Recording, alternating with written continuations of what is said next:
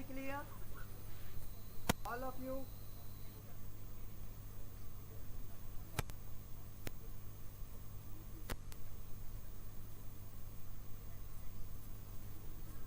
You all know the, you all know the basic instructions. As soon as the guest enter, they will have a graduation procession, graduation mark. Please stand in respect. As soon they will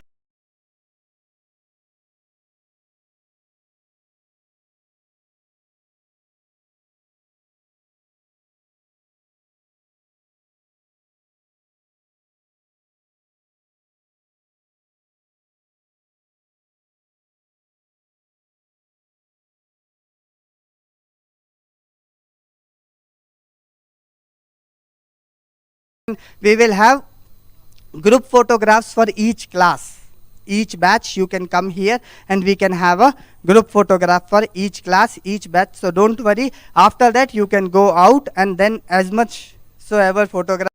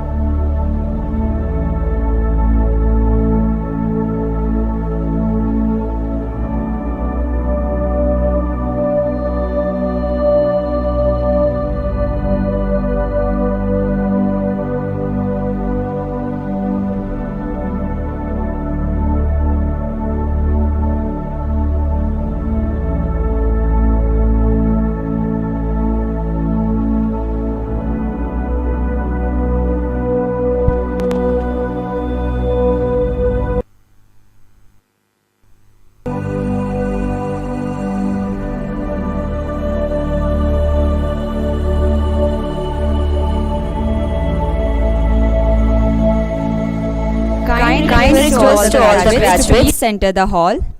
Please enter the hall immediately.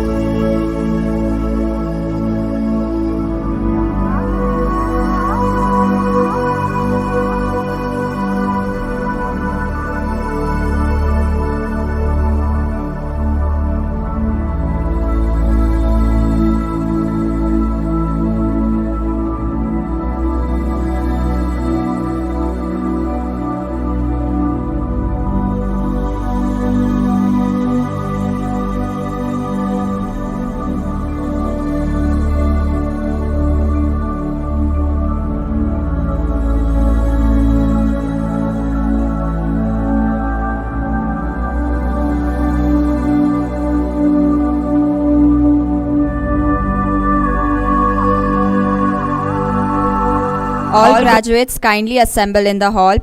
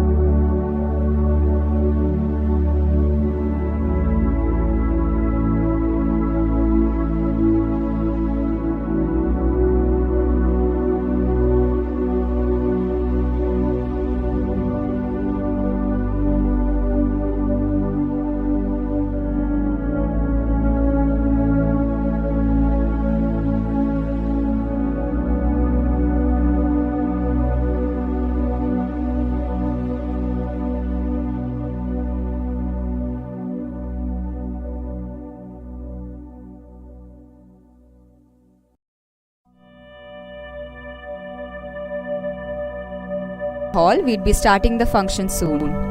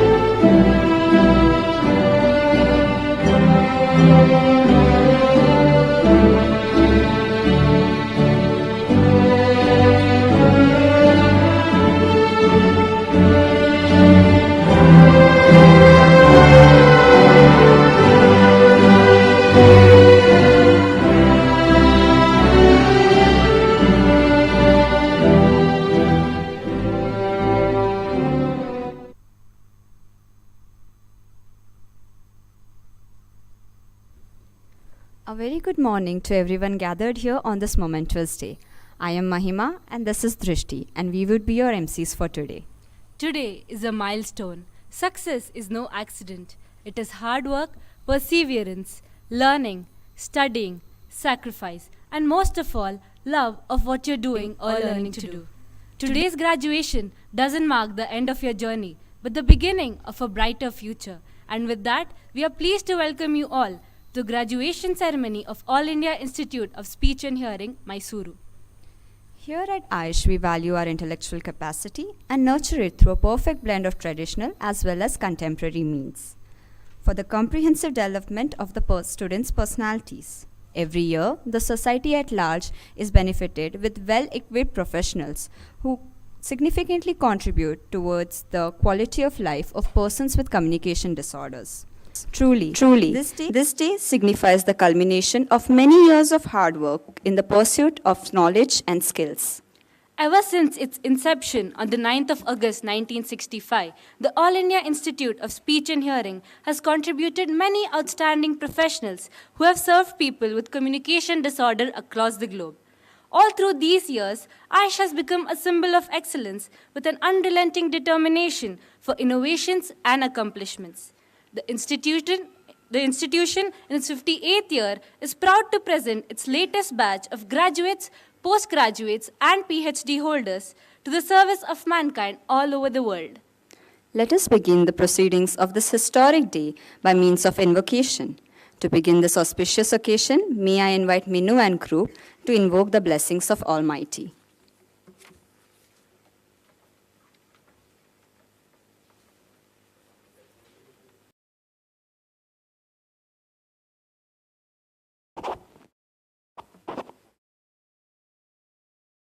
ಶರಣು ನಿನಗೆ ಶರಣು ವಿನಾಯಕ ಶರಣು ನಿನಗೆ ಶರಣು ವಿನಾಯಕ ವಿನಾಯಕ ವಿದ್ಯಾದಾಯಕ ದೇವ ವಿನಾಯಕ ವಿದ್ಯಾದಾಯಕ ದೇವ ಶರಣು ನಿನಗೆ ಶರಣು ವಿನಾಯಕ ಶರಣು ನಿನಗೆ ಶರಣು ಪಾಶಾಂಕುಶಧರ ಮೂಷಿಕ ವಾಹನ ಸರ್ಪಾಲಂಕೃತನೇ ಗಜಾನನ ಪಾಶಾಂಕುಶಧರ ಮೂಷಿಕ ವಾಹನ ಸರ್ಪಾಲಂಕೃತನೇ ಗಜಾನನ ಆದಿಪೂಜಿತ ನೀನು ವೇದ ವಂದಿತ ನೀನು ಆದಿಪೂಜಿತ ನೀನು ವೇದ ವಂದಿತ ನೀನು ಮೋದಕ ಪ್ರಿಯ ನೀನು ಗಣಾಧಿಪ ಶರಣು ನಿನಗೆ ಶರಣು ವಿನಾಯಕ ಶರಣು ನಿನಗೆ ಶರಣು ಗಿರಿಜಾಸುತನಿಗೆ ಗರಿಕೆಯ ಸಲ್ಲಿಸುವೆ ಪರಿಹರಿಸು ಪಾಪ ಗಣಾಧಿಪ ಗಿರಿಜಾಸುತನಿಗೆ ಗರಿಕೆಯ ಸಲ್ಲಿಸುವೆ ಪರಿಹರಿಸು ಪಾಪ ಗಣಾಧಿಪ ರಕ್ತವರ್ಣನು ನೀನು ಲಂಬೋದರ ನೀನು ರಕ್ತವರ್ಣನು ನೀನು ಲಂಬೋದರ ನೀನು ರಕ್ಷಿಸಿ ಕಾಪಾಡು ಗಣನಾಯಕ ಶರಣು ನಿನಗೆ ಶರಣು ವಿನಾಯಕ ಶರಣು ನಿನಗೆ ಶರಣು.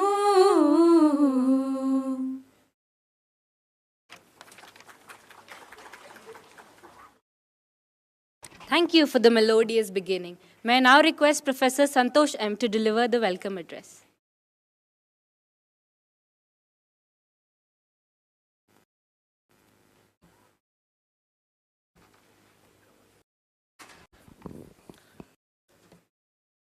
A very good morning to our esteemed guests on the dais, off the dais, my fellow colleagues and dear friends. Ladies and gentlemen, it's my privilege and pride to extend a very warm welcome to the celebrations of Graduation Day 2023. We are honored by the presence of Honorable Professor Niranjana Vanalli, Vice Chancellor, Bangalore North University, Kola, on this occasion as the chief guest for today. We are grateful that he could take time out of his busy schedule and be with us today. Before assumption of the charge as the Vice Chancellor, he was the head of the Department of Studies in Journalism and Mass Communication, University of Mysore, from 2008 to 2014, Director, Center for Proficiency and Placement Services, University of Mysore, from 2013 to 16, Director, Educational Multimedia and Research Center, University of Mysore, 2014 to 16, Registrar, Karnataka State, Dr. Gangubai Hanagal Music and Performing Arts University from August 2016 to March 2018, and Director, Indian Cultural Center, Embassy of India, Dushanbe, Tajikistan for 15 months from August 2018 to November 2019. Sir has a total of 33 years of teaching experience in journalism and communication. Has also written 33 books, and many of them are popular Kannada books. Sir has participated in several national and international conferences, and he has served as a keynote speaker in these conferences. He has contributed more than 500 features and articles in Kannada journalism. For his outstanding work, Professor Vanalli has been conferred multiple awards. To cite a few, National Award for Short Film Making from Government of India, Karnataka Sahitya Academy Award in the year 1993, Goruru Award in the year 2002, Karavali Pratishtana Award in the year 2006, Shivamogga Karnataka Sangha Award in the year 2010, Rotary Amaravani Award in the year 2014. Apart from this, Sir is also actively involved in organizing more than 50 workshops in feature writing till now. He is a popular soft skill trainer in Karnataka. With his presence this morning is a source of inspiration for all of us. Sir, on behalf of Aiish fraternity, I extend a warm welcome to you.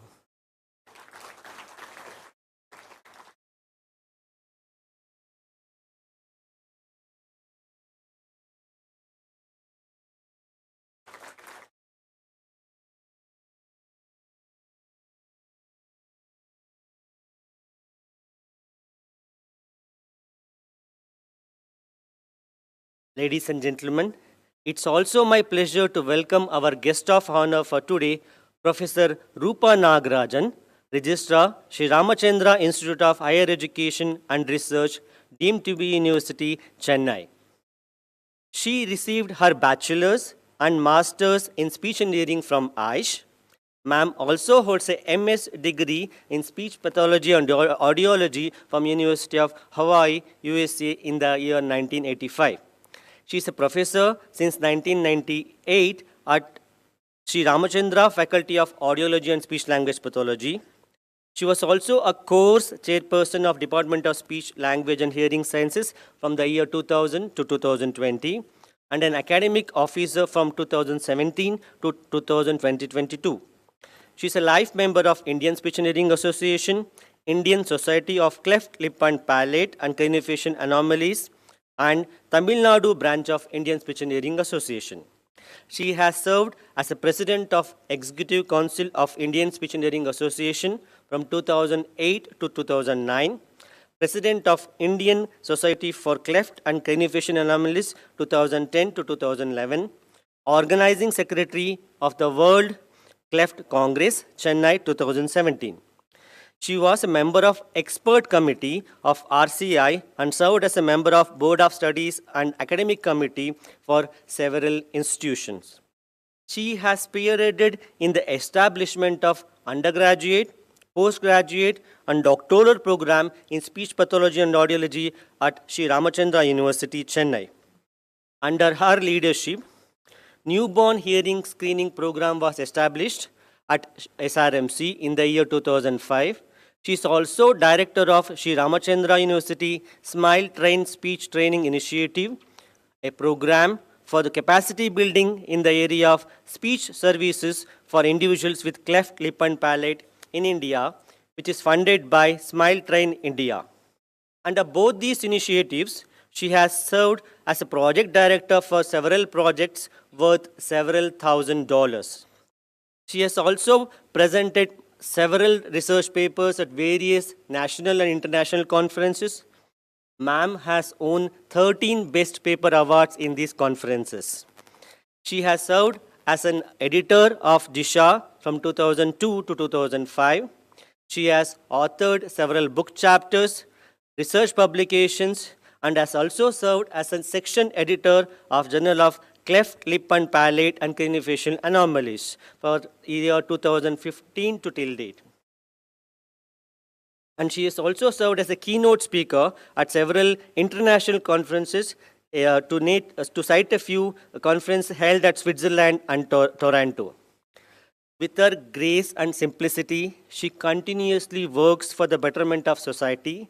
Ma'am, your presence here emphasizes the emotion you attach to our profession. We are honored to have you with us today. On behalf of the Institute, I extend a warm welcome to you.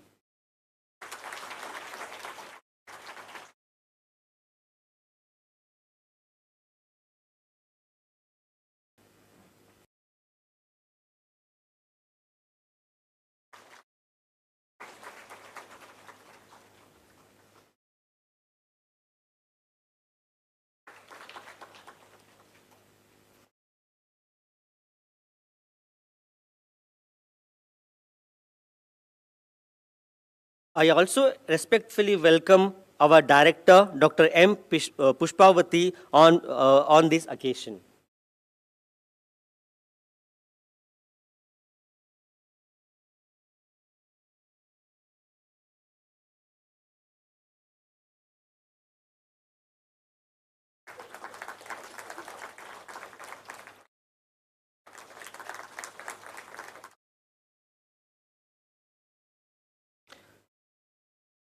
I also take this opportunity to welcome the distinguished heads of different departments and section heads on this occasion. I extend a warm welcome to all the committee members of the Graduation Day 2023. I extend a warm welcome to press and media for supporting us in this event. With these words, I heartily welcome once again all those who are present here. Thank you.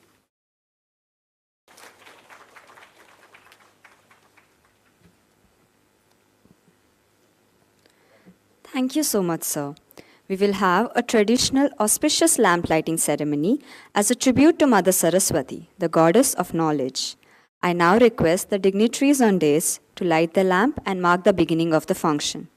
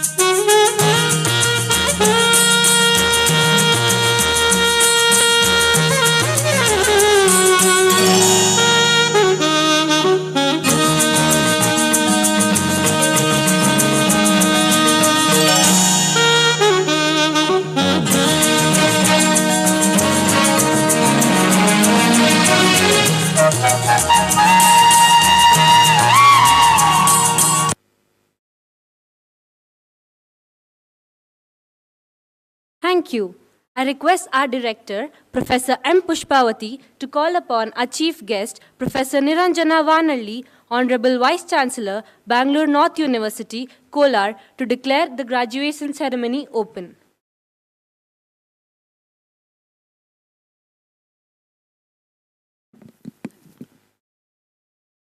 I declare the graduation ceremony open.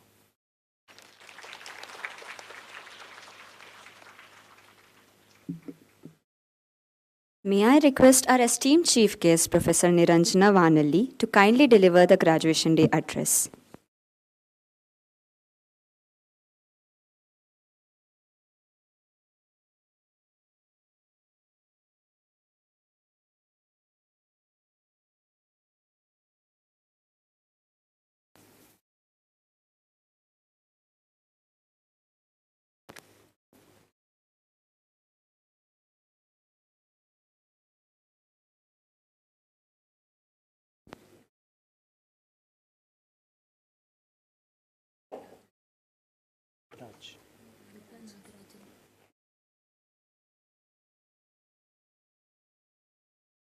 ಎಲ್ರಿಗೂ ನಮಸ್ಕಾರ. Professor Pushpavati, the director of this premier institute of India, Professor Rupa Nagarajan, the registrar of Ramchandra deemed to be University, Chennai, faculty members of Aiish, and the students who are graduating today and their parents, my friends from the media, and ladies and gentlemen. Coming to Aiish is like homecoming for me, because for many years I was staying in the quarters of the university when my children were very young. And we were going round Aiish, going round this campus, and I never dreamt of becoming a chief guest for your graduation day one day. And I am sure this is a memorable day in my lifetime. Thank you, Professor Pushpavati, for inviting me and giving me this responsibility in my life.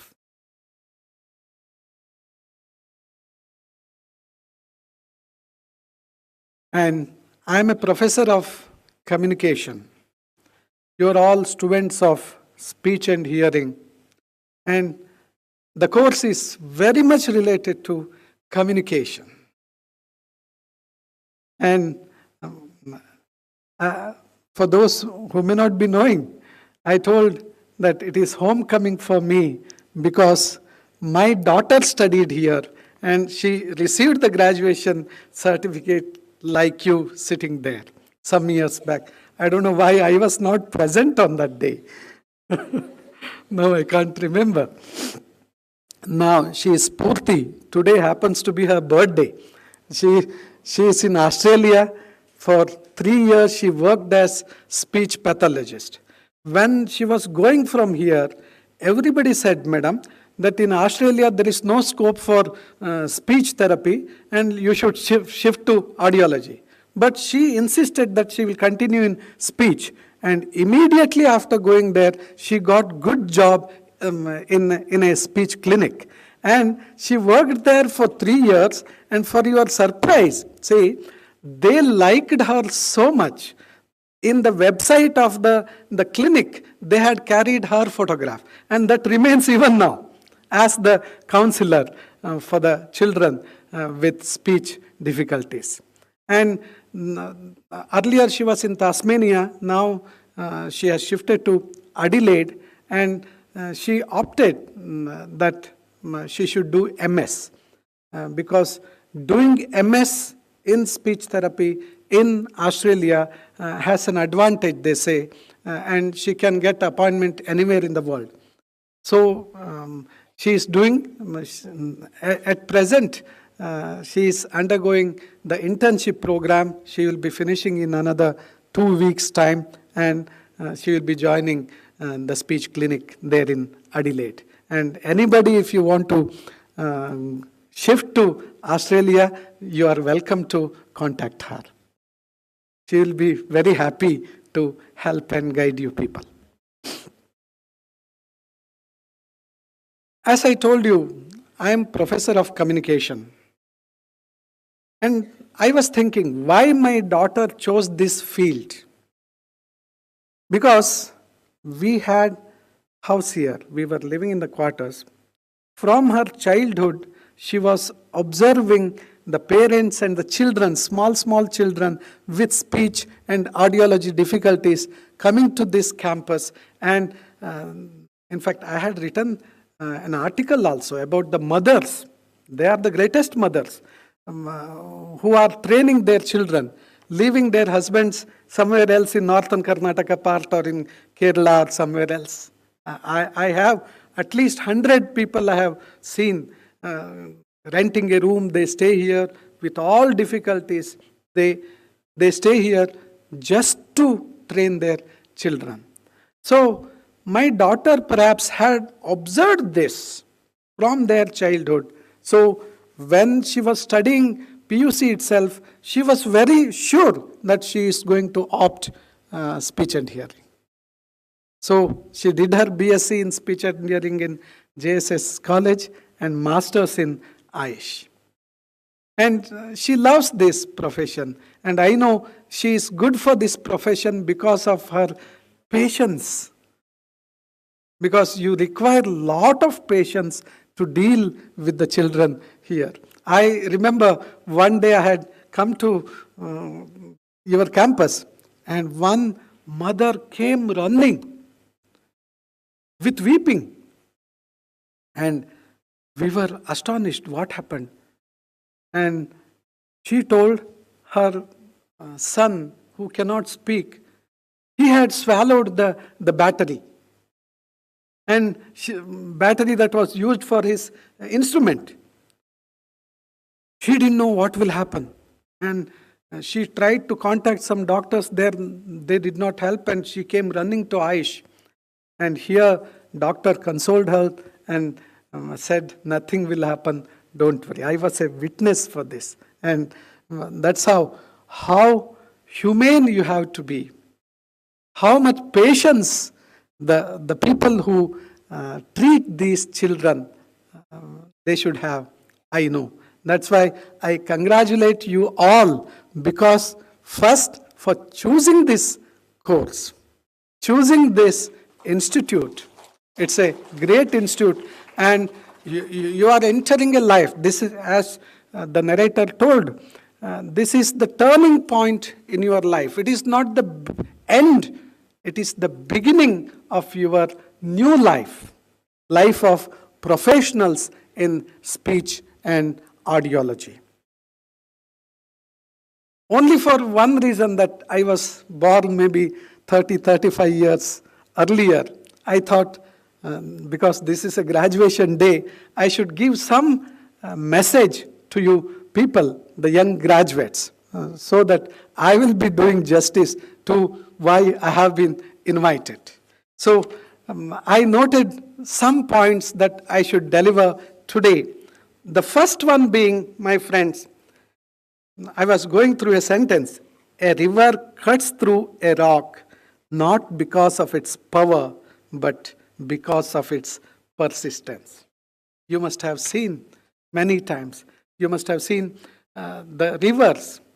If there is a large stone in front of the river or water, what does the water do? Either it tries to overcome the stone or tries to go from the other sides. Persistently, it tries to break the stone. And one day, it will succeed in either breaking the stone or going from the other side. Anyway, the river will be able to come across this stone and go further.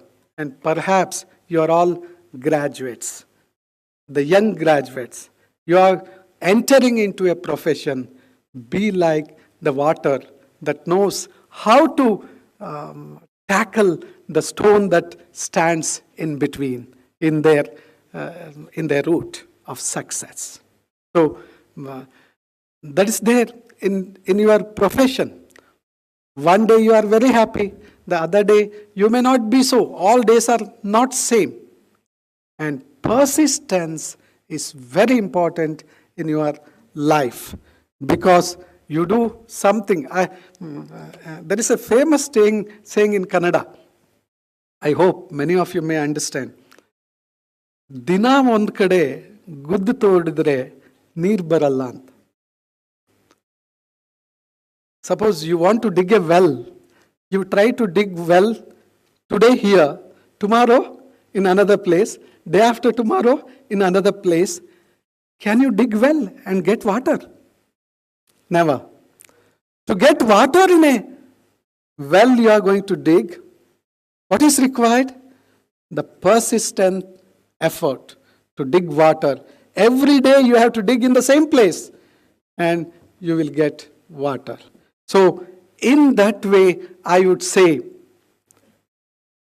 and especially in your profession, it is a great human profession that you can help the children of God.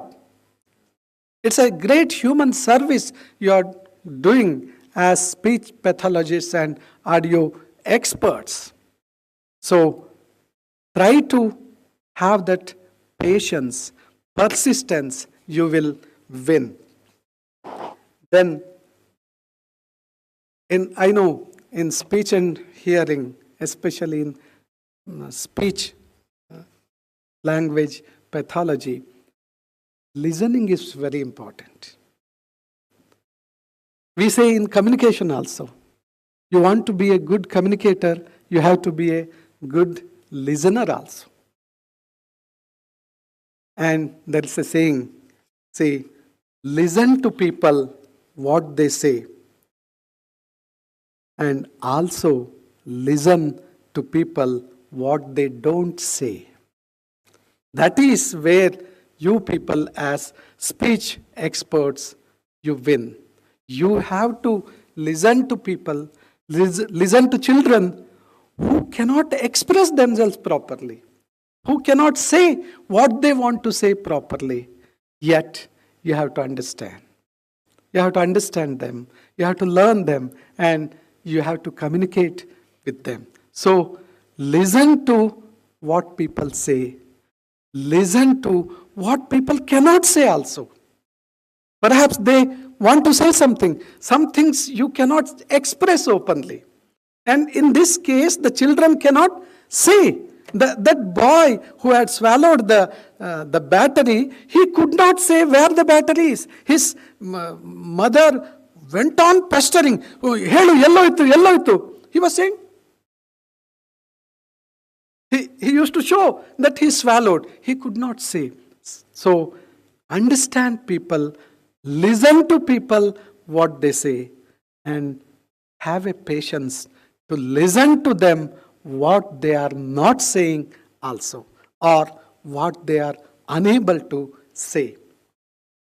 Then, in communication, there is a postulate I think that you people also should remember.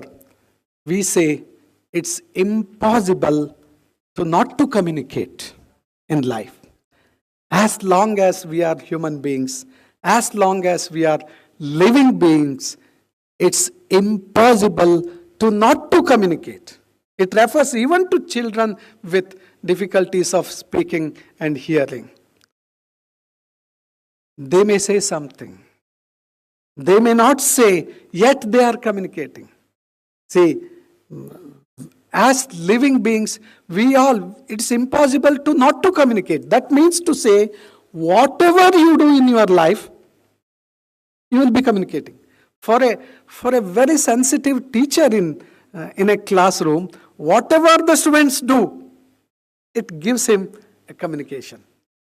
Whether they are interested in class, or whether they are interested in what is happening outside, whether they are passing the chits, whether they are playing something, cursing, everything a sensitive teacher will understand. Because whatever the students do, it communicates something to the teacher. It's a fact of life. We may not say.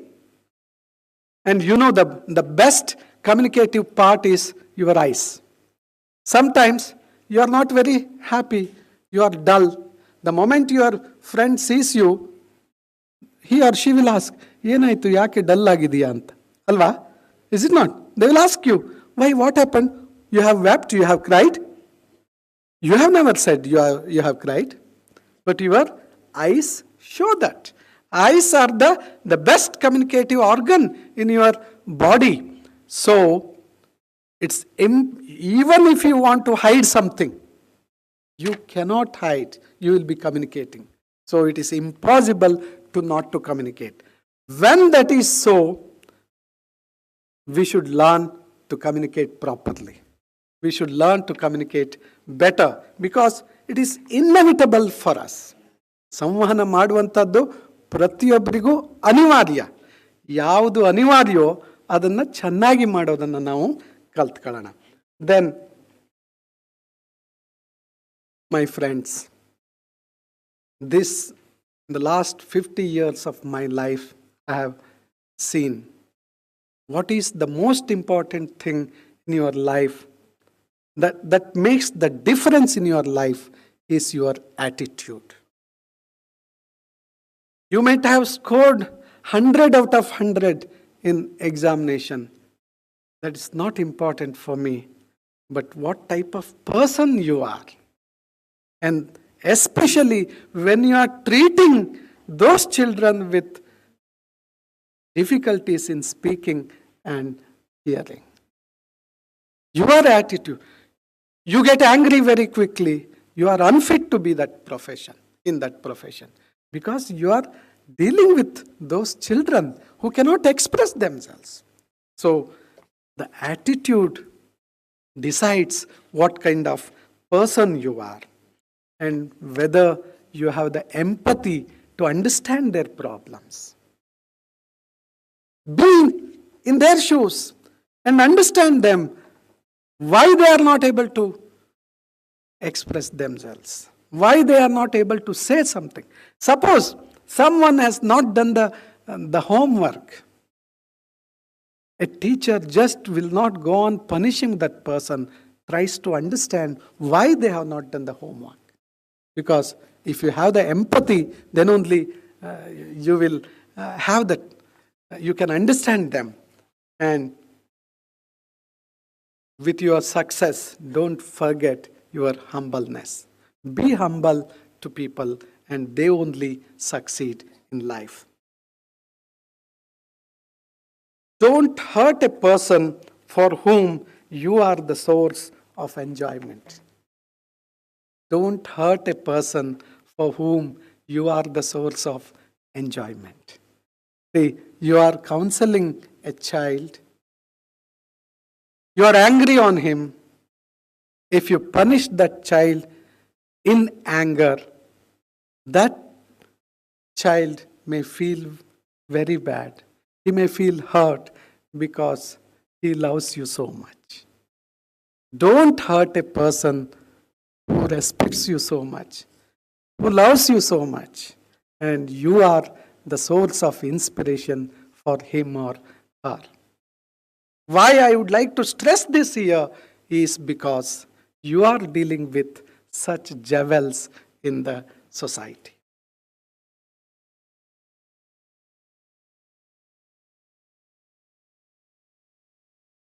When you are in a field, never feel you are inferior to anybody.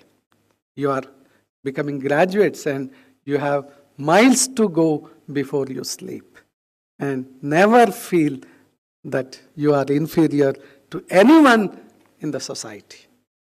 And your field is valued. It may not be the money.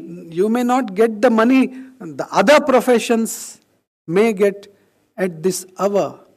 But don't worry, people love you, respect you, and your services are required for such people, the children of God.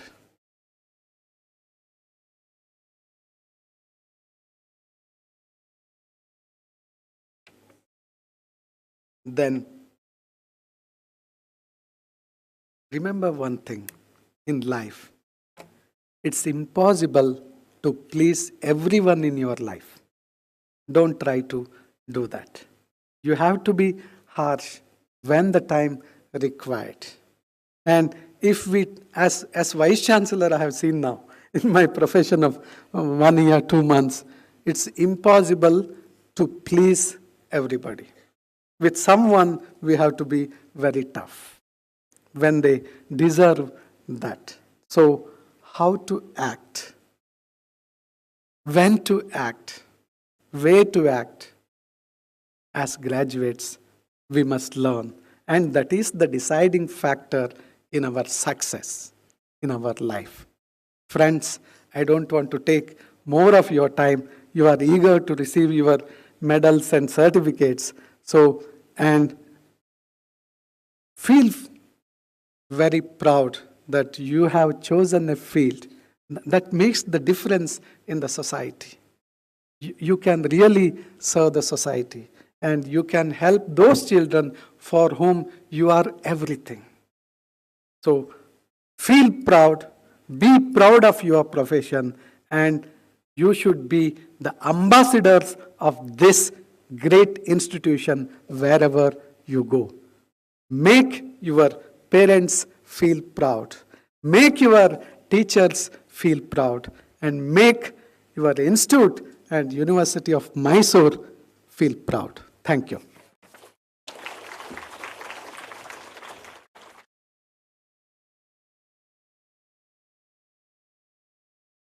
Thank you, sir, for your valuable advice, which will be of immense help to our outgoing students in shaping their future. After years of daily efforts and sleepless nights, cramming data into Excel sheets and finishing thesis, the day finally comes when you put on your caps and stand in line to receive your PhD degree. You will now be receiving your prized memento, a symbol of accomplishment. To reward them with mementos, I would like to call upon Professor Niranjana Vanalli. May I request all the dignitaries to join Professor Niranjana Vanalli in congratulating our PhD holders for the academic year 2020-21 and 2021-22.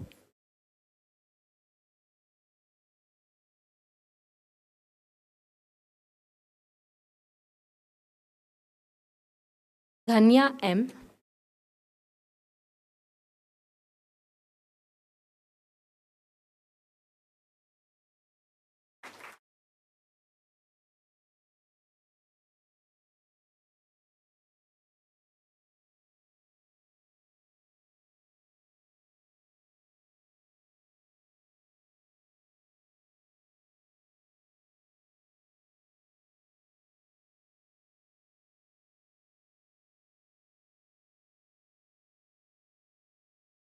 Pavan M.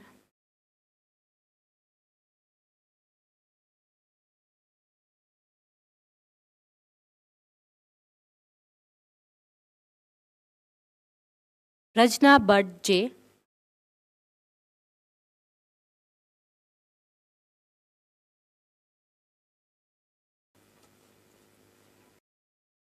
Risha O.A.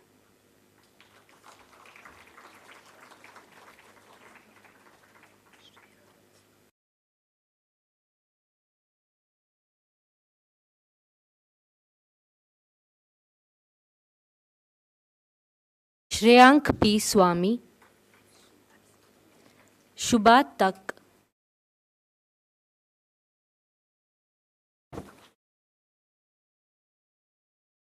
Amulya G.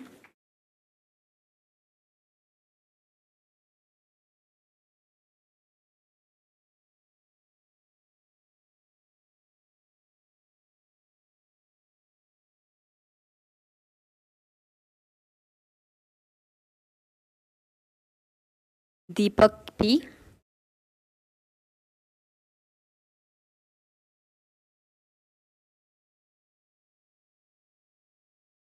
Priyanka Kashyap.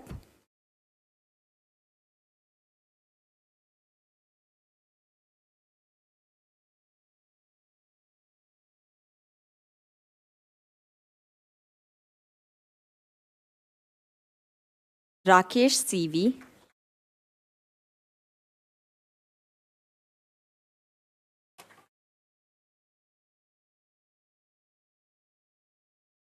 Nikita M.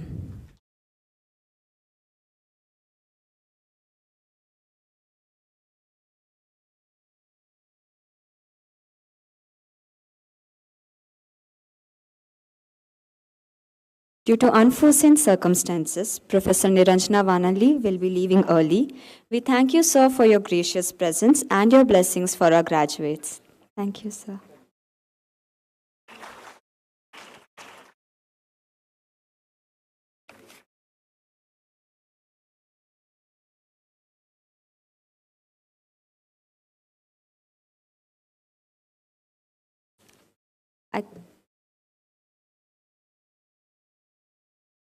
I kindly request Professor Rupa Nagarajan, who is an alumnus of our institute, to address the gathering and bestow us with her words of wisdom gained from years of illustrious experience.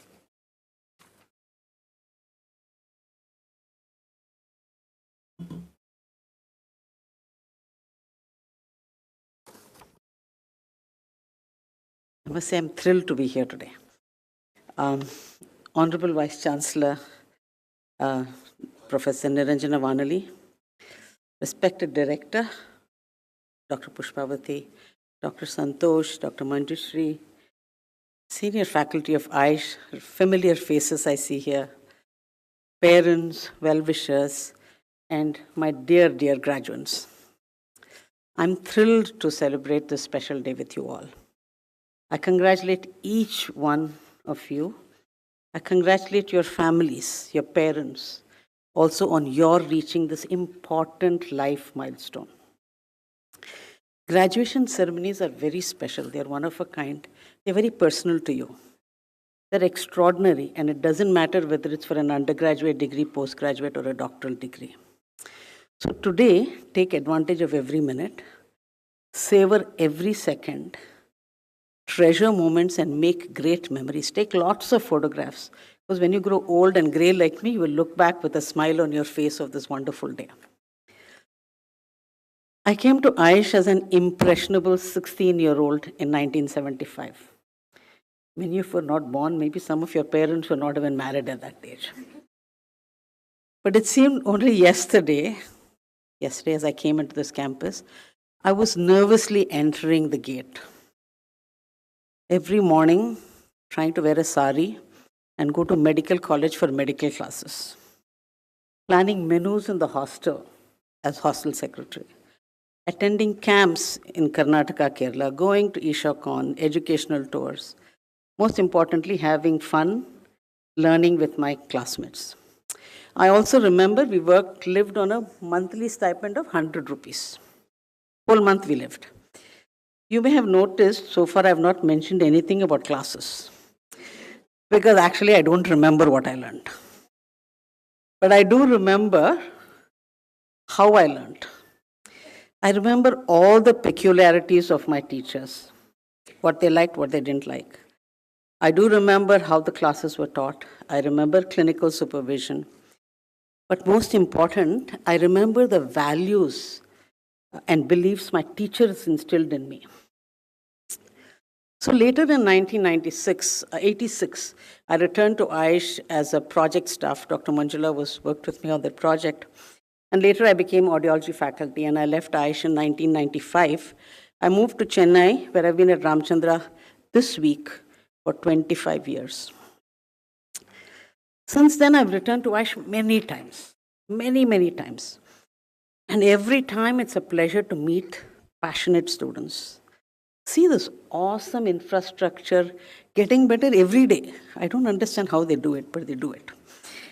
But one thing I can confirm, the soul, the spirit, and passion remains in everybody in this campus.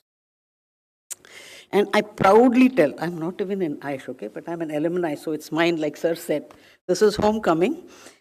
I proudly tell all my international colleagues, there is no place in the world where you'll find the physical infrastructure and human resources in speech and hearing that you find in Aiish. There is no doubt about it. So congratulations, all of you who make Aiish what it is. And thank you so much, Dr. Pushpavati, for making me a part of this graduation day. It's very special to me. So today is a day filled with joy, accomplishment for many of you. There are almost sure there are certain feelings of sadness, nostalgia, anxiety, apprehension. It's difficult to say goodbye to friends who have become your family. and then to go and leave this facility where you have everything to work in absolutely resource-constrained situations. I did it, I promise you. Your journey may have been difficult, compelling, demanding, in fact. But as you prepare for the future, Dr. Nelson Mandela's words come to me. After climbing one great hill, you find there are many, many more hills to climb. And you've just climbed one hill yet, even if you've done your PhD. But however, one thing is assured for all of you. The Aiish brand will open several doors for you in your life. Also responsibility. Some of you will go abroad, like Sir's daughter. Others will choose to return to your communities and work within your region. Some of you will become passionate researchers, others will become passionate clinicians. Some of us will become social entrepreneurs. But remember that this institute gave you more than information and professional expertise. It gave you skills to navigate your life journey. Don't ever forget that. Who knows, one day, one among you will be the director of Aiish sitting here. Maybe you'll be a professor here. Maybe you'll be like me, just come back to give a graduation address. Okay? Whatever it is, it's fun, I promise you. But you'll make new memories. You'll have many aha moments in your life. As you leave this portal and you start a new phase, I want you to be grateful to your parents and your teachers who made this achievement of yours possible through their sacrifices. Never, ever forget that. And also, I tell my students this, never, ever forget why you decided to join Aiish in the first place. Why did you choose speech and hearing? And this question was asked of all of us on the first day we came to Aiish. Did they not ask you this question? Why speech and hearing? Why Mysore? Remember the answer we gave on that day, and don't ever forget it in your life. That will be your guiding principle. So in preparation for this, like Sir said, I have to give some gyan, right? So I decided I'm going to dig deep into myself and find some stories from my life that will be hopefully helpful to you. They're helpful to me, so I'm assuming it's helpful to you. So the first thing I want to tell all of you is, you must do good work. And what does good work mean? Some time ago, Harvard, Claremont, and Stanford University did something called a good work project. There, they define good work as something that is excellent in quality, responsive to the needs of the community, and is personally meaningful. So when you find an activity,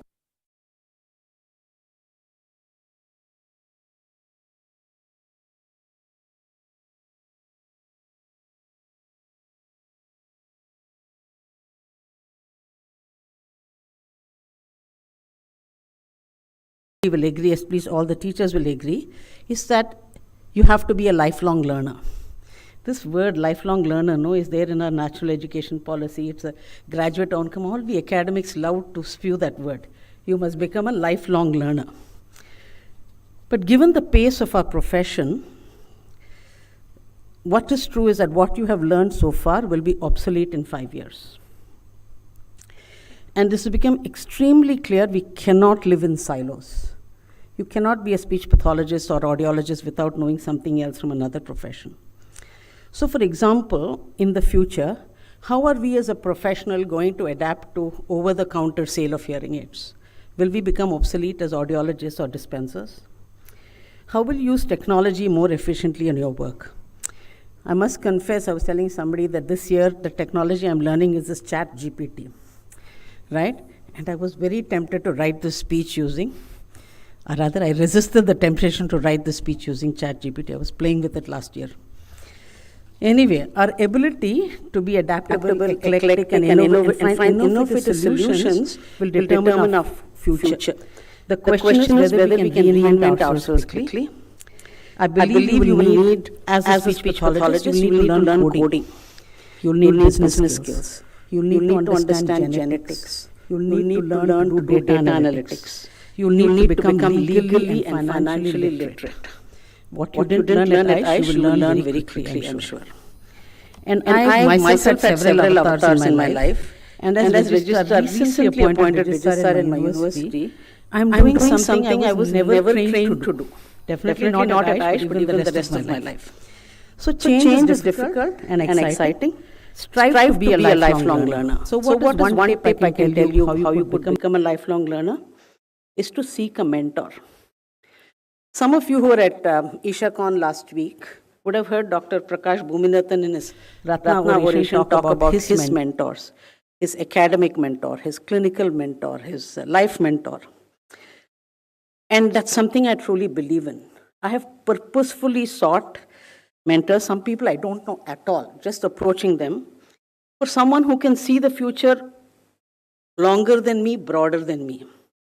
A visionary, a path breaker, a sounding board, someone who provides guidance, direction, and sometimes validates a perspective. It's amazing how mentors are willing people to give. 90% of the time, they have received mentorship and they give forward. Don't be afraid to seek a mentor. You don't know where life will take you. These mentor relationships have been very important to me.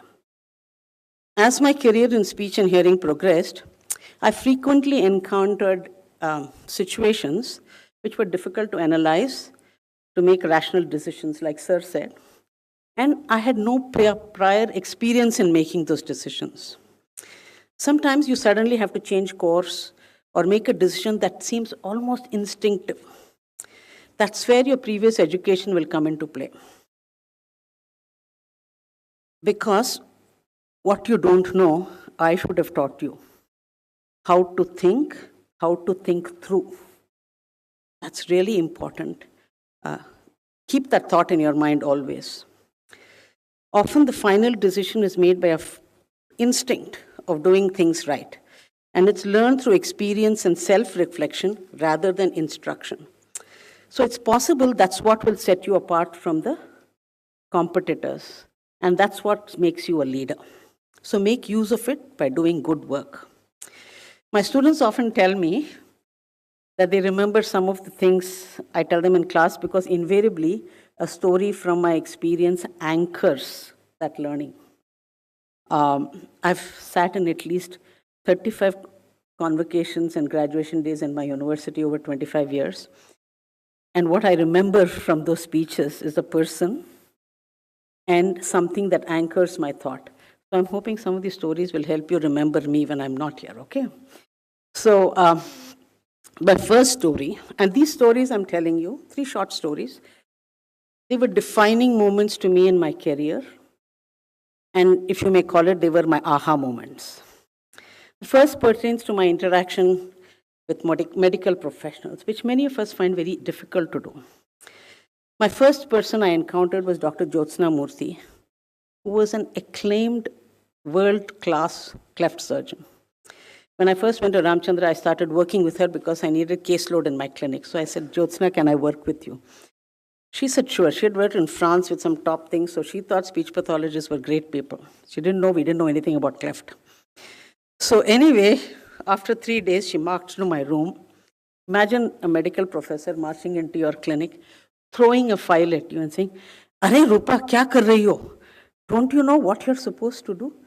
What will I do with this 3-page report that tells me child was born on such and such a day, he's got 5 siblings, his mother is here, his father is here, this is all history? I'm not interested. Tell me, do I need to do surgery on this kid or can you fix his speech? That day, it hit me like a ton of bricks. That question from Jyotsna changed my perspective towards working in the hospital. We need to know what question they're asking and answer that, not tell them what we know. The moment you understood that, your relationship just boomed. And Jyotsna and I had this fabulous relationship for, I don't know how many years before she passed away recently. But that was my inculcation into cleft. My next story, because there are speech pathologists, there are audiologists, right? So I must have an audiology story. And in my life, I've been both audiologist and speech pathologist. Another story was a huge learning to me, was a special educator, middle-aged special educator, 100% visually impaired. I knew her well. She walked into my clinic and she said, Rupa, will you help me? I need hearing aids. She had moderate slightly sloping hearing loss. I had never fit anybody with visual impairment before that day. Was very thrilled. She surrendered herself to me. I did every test. I programmed her hearing aids. I did everything I could do. Fit her beautifully binaurally. She was doing great listening and noise. And then I said, you know what? Even though I was not supposed to, I said, would you like to borrow a hearing aid and try it home before you come back and buy it tomorrow? So she said, sure. So I sent her with one hearing aid. 30 minutes back, she came back. And just like Jyotsna, she threw that hearing aid at me. She said, Rupa, this is the worst thing you did to me. Whatever hearing I had, you killed it. I don't want to ever wear a hearing aid. I was just astounded. Just half an hour before, I fit her beautifully. She's got the best fitting as far as I was concerned. And then I realized the mistake I had made.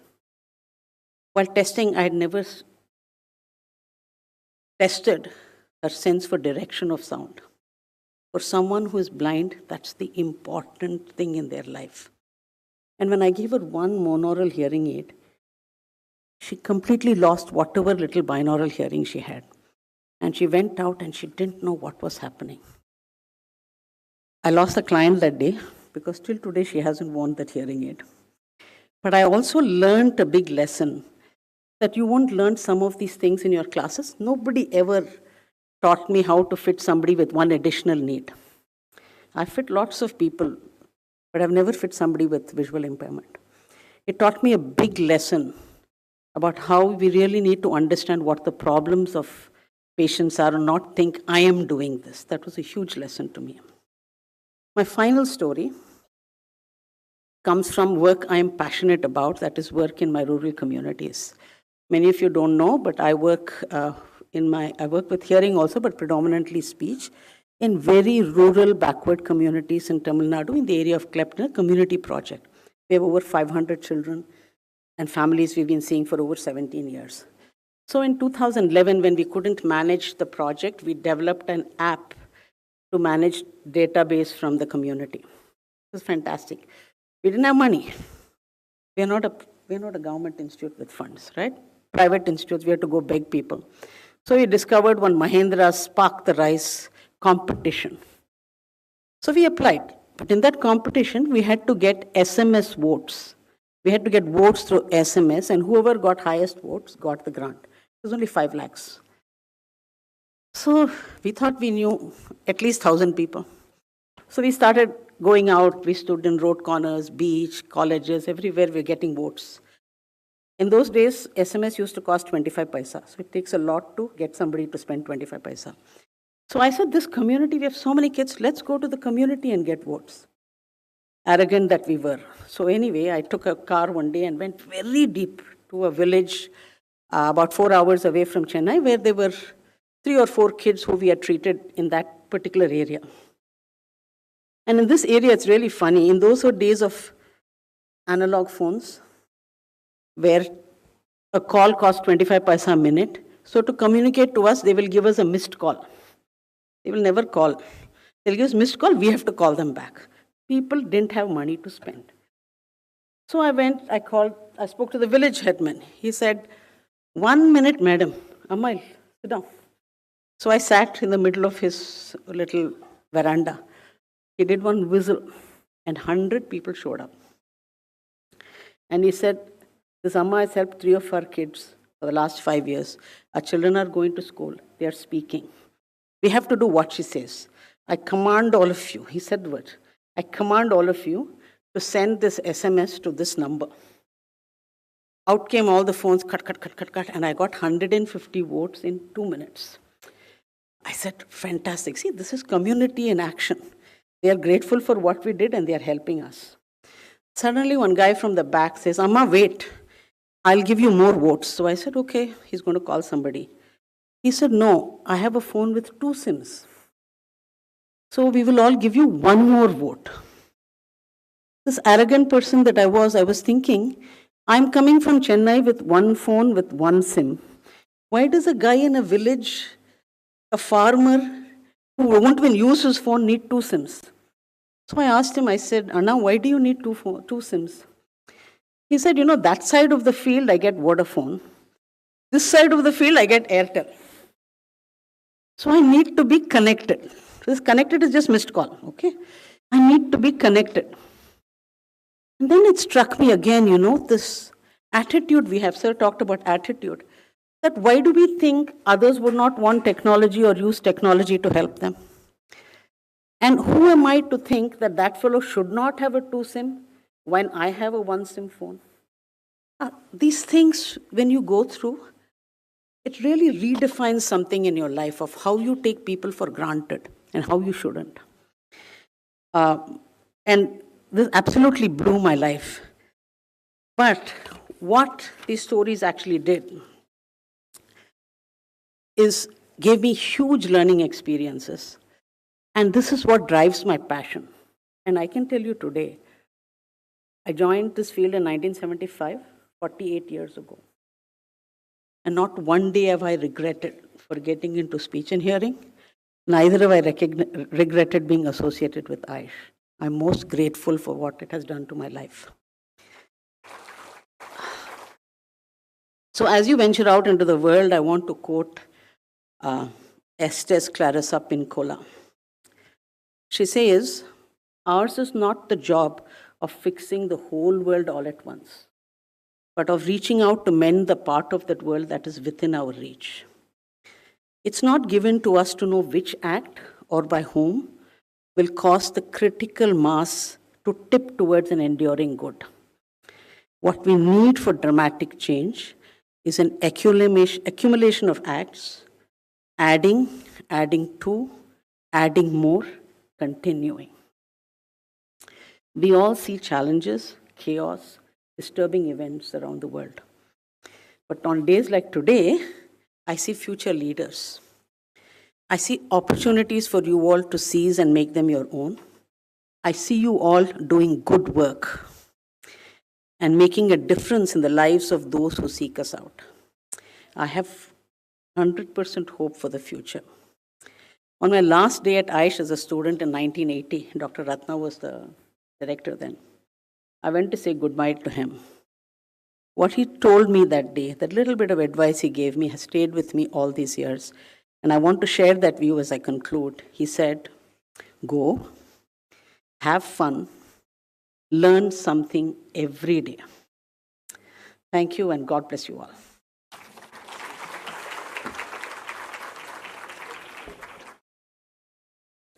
Thank you very much, ma'am, for reminding us that heights of success can be reached through sheer hard work and perseverance. Your words have greatly inspired us. A field's growth is defined by its members' knowledge and skills, the ability to provide required services, and the professional's ability to work in harmony with related discipline. Now, let us congratulate the efforts of our master's students. I would like to call upon Professor Rupa Nagarajan.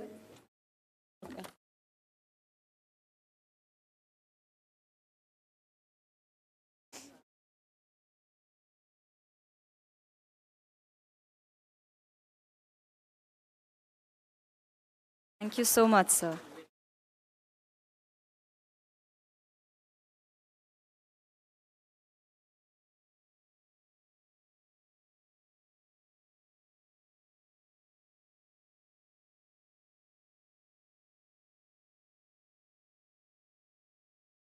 Now, let us congratulate the efforts of our master's students. I would like to call upon Professor Rupa Nagarajan to present them with their degree certificates and congratulate the postgraduates for the academic year 2020-21 and 2021-22.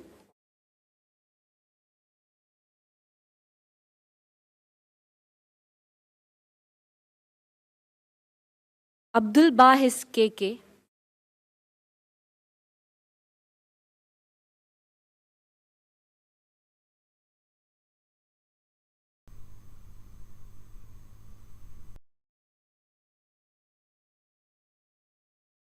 Aditya SS.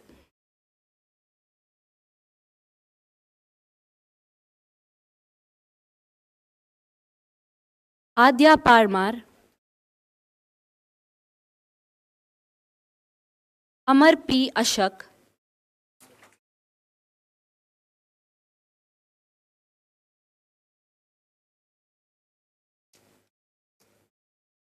Apurva Pratibha K.S.,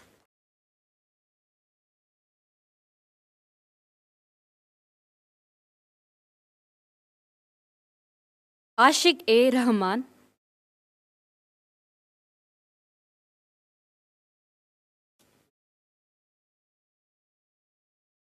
Bhanumati,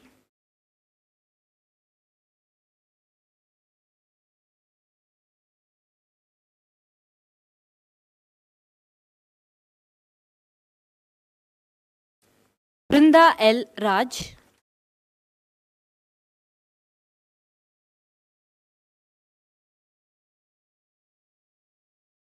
Chetan K.,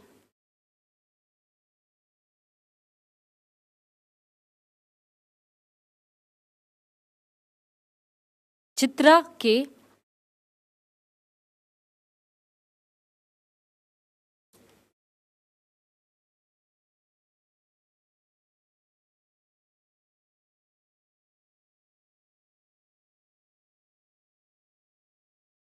G.K. Jayashree,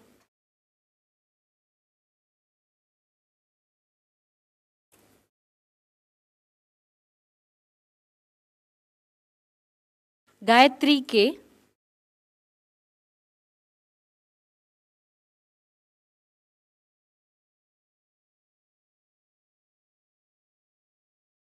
Gautami B.N.,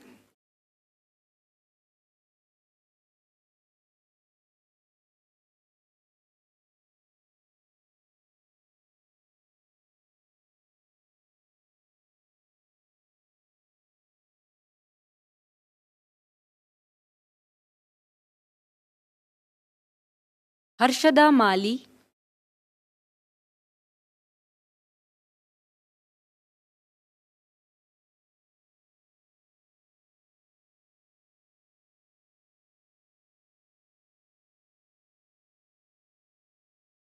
Hasla Hamza Waliadan,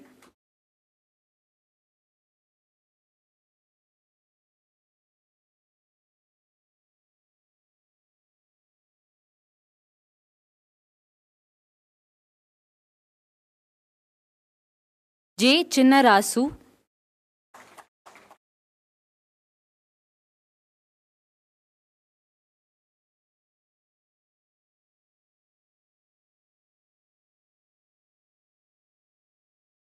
Jijinu P.S.,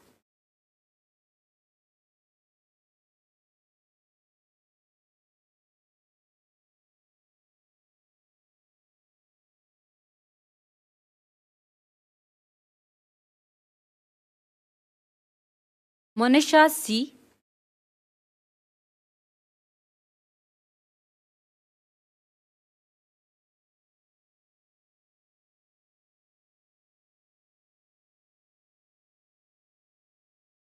Muttu Karthik L.,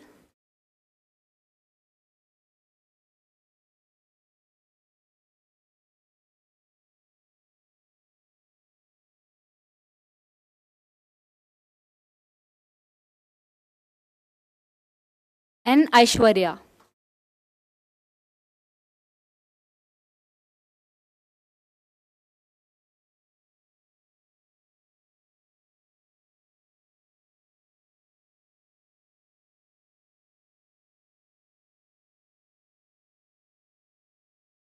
Nayana T.Y.,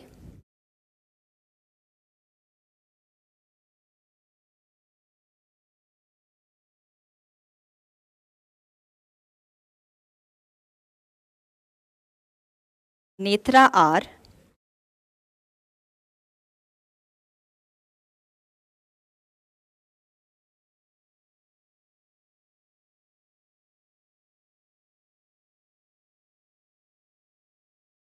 Nikhilesh,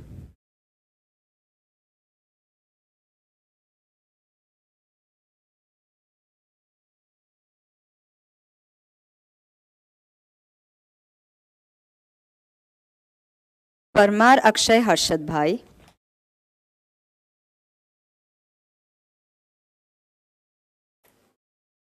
Pooja S.V.,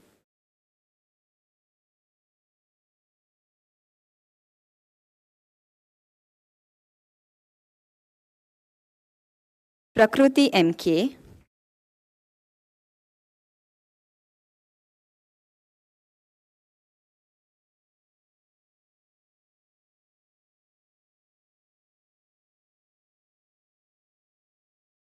Rachana Hanji,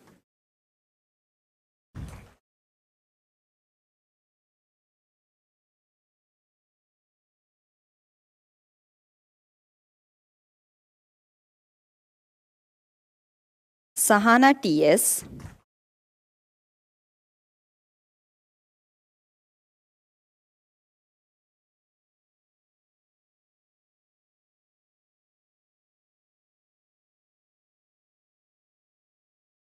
Sahil Sharma,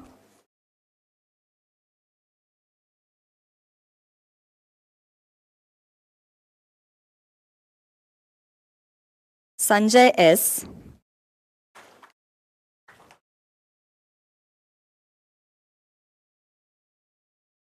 Sharanya Arya Mundayur,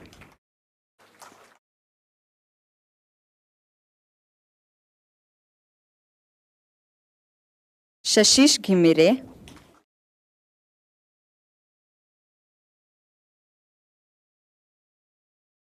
Sonam Sharma,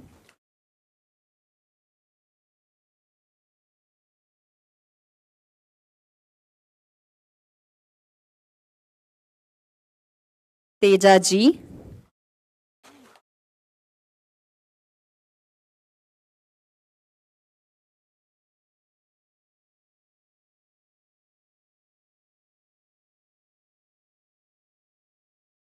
Vibha Vinod,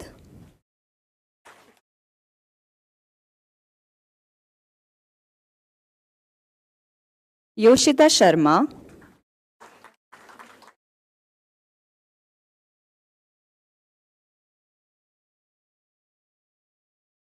Zohra Nafeez Ghori,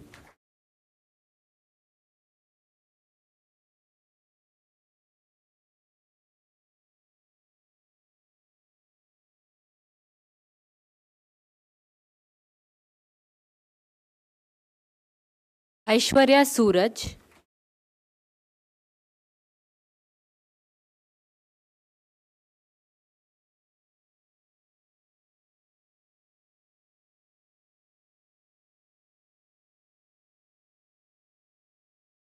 Akash C,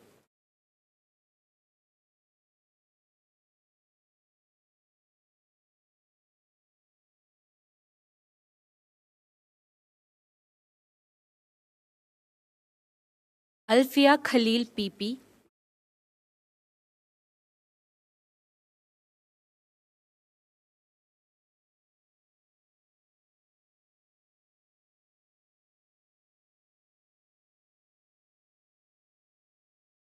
Amit Shaw,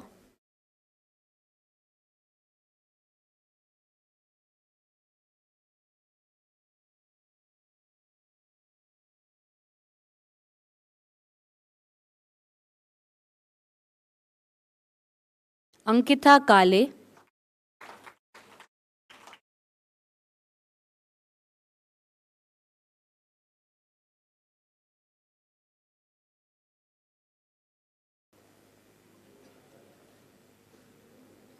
Archita RS,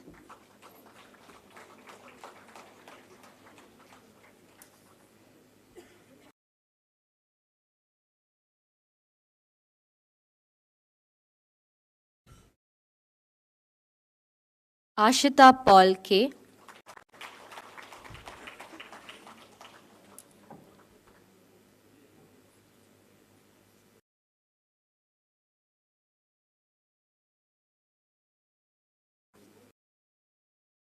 Ashiyat Anshaba P,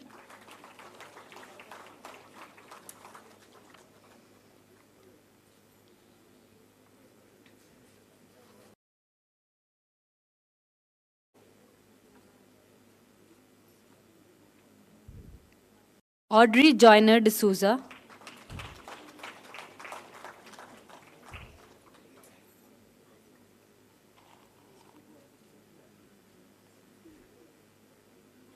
Bhavani Venkatachalam,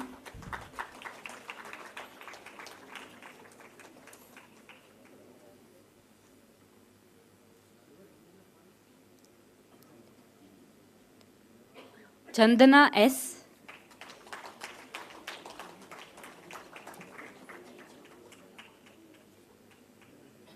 Chedda Yasha Jitendra.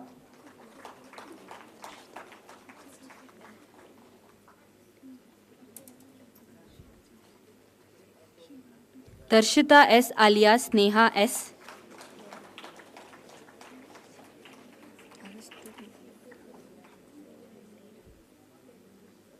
Delvin Devasya.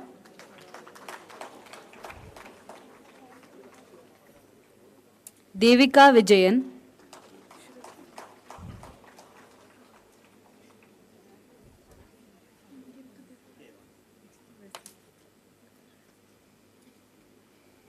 Erika Mavis.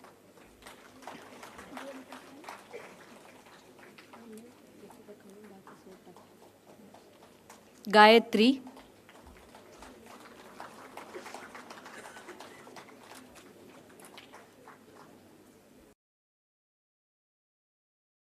Gopika Vinod.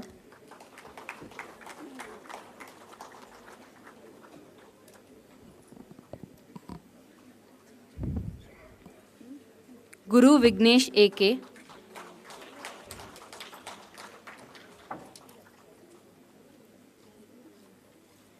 Haripriya T.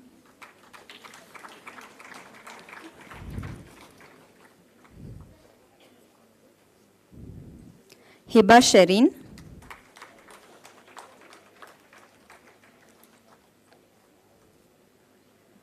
Ilakia T,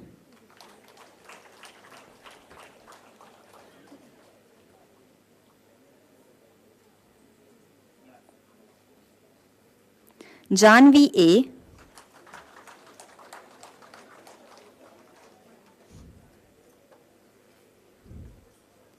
Jeevan RS,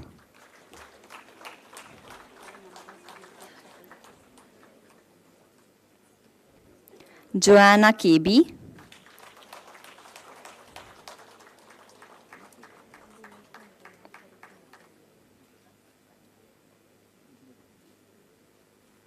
Joel Joseph,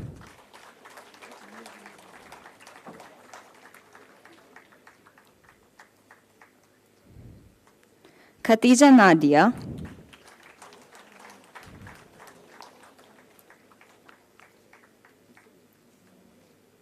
Kirutika S,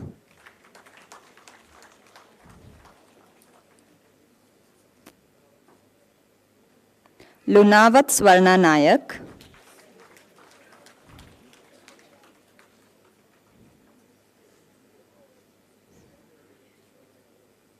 M. Kusuma,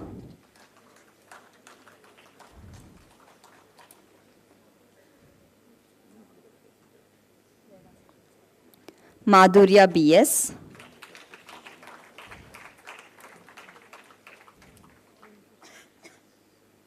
Madhusudan B.M.,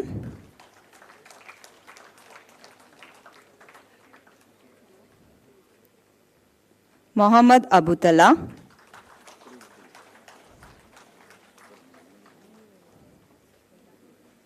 Mudra Dudwadkar,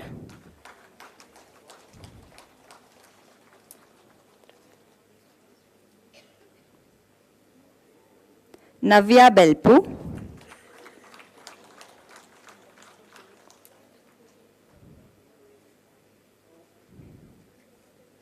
P. Niranjana,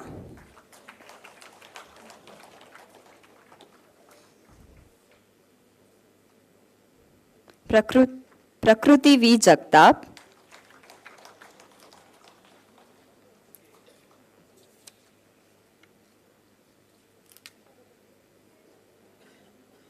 Rini K.R.,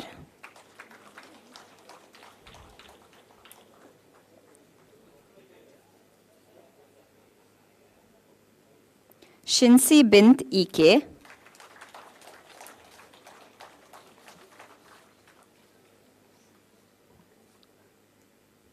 Shruti Ramesh K.,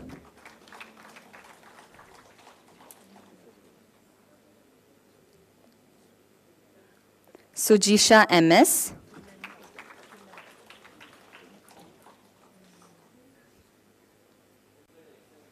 Swati C.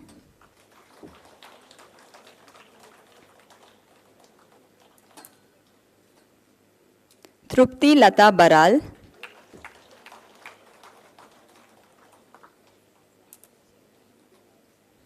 V. Athira.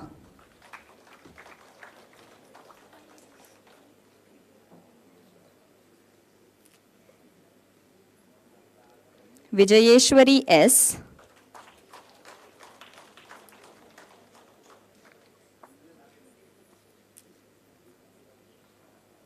Vrushali Madhukar Shinde.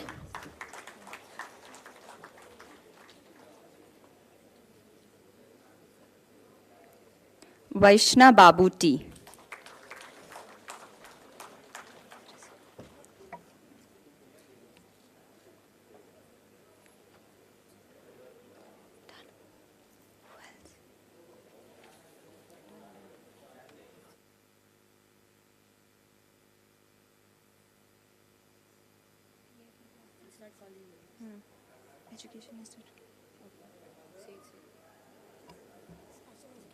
Education is the tool with which we mold our futures.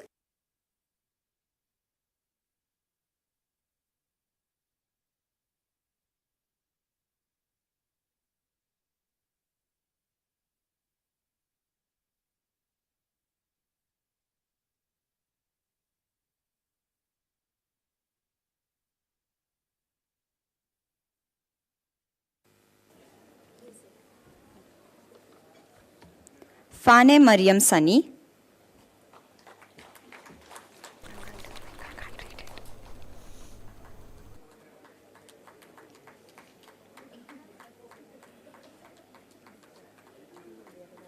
Sai Pavadarshini.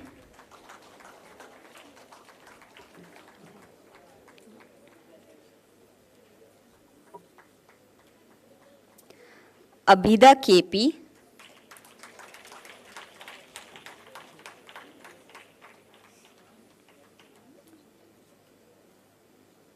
Anaf Ahmad PA.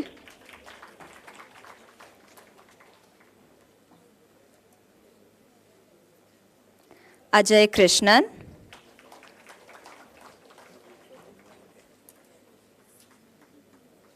Ananya Suraj.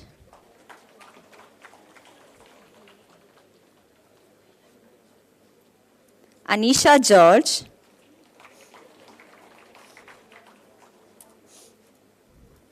Anirban Sarkar.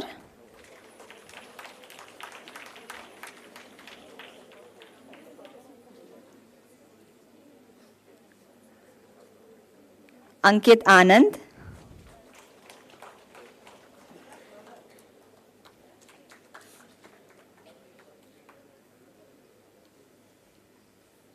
Arina Varan Mathur.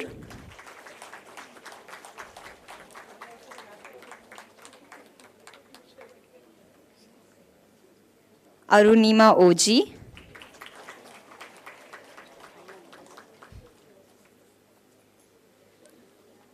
Ashish K. Ashok.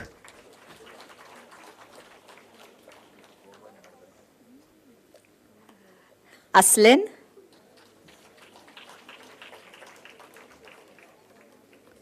Bhumika.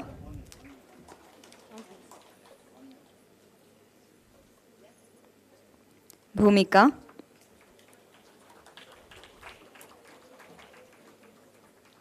Chaitanya Nayaka M.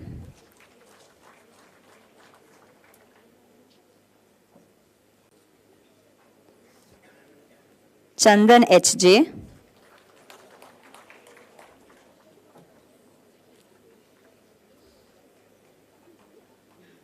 Chelsa Elizabeth Biju.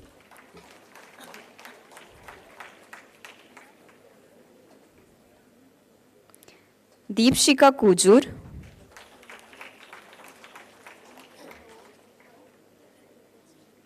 Dibyendu Das.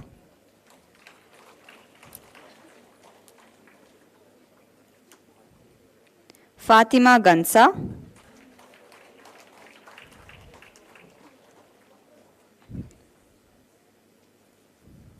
Fatima Hana K.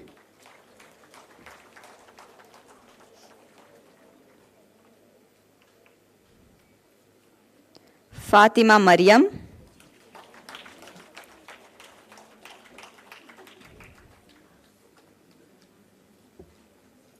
Fatima Mahjabin,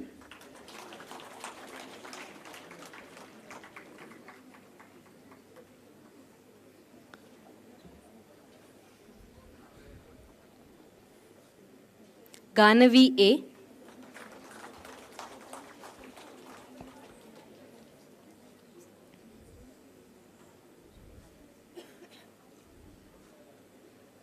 Gunashankar S, Gunashekar S, Halima Shalbia,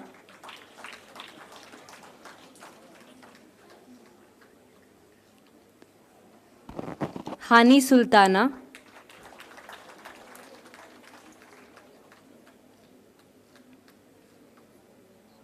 Harshini Kripanand,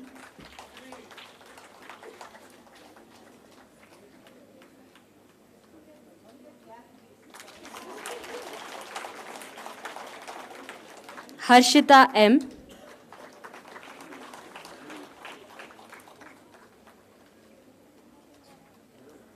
Havyashri M,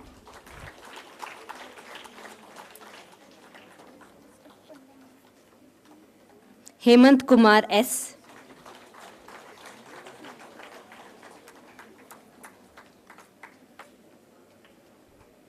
Henna Fatima M,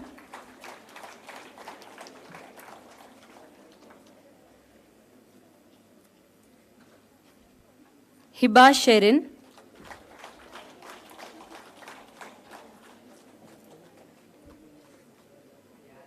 Ines Parvin,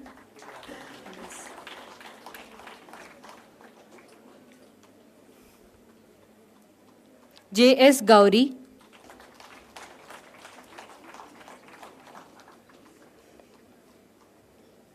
Jilda Sultana C.P.,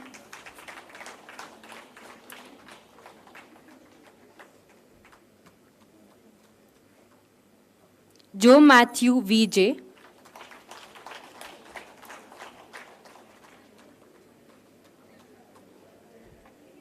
Jolene Ann Rodriguez,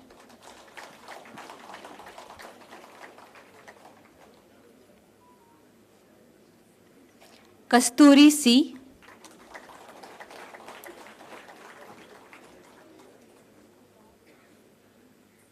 Kripa Maria Thompson,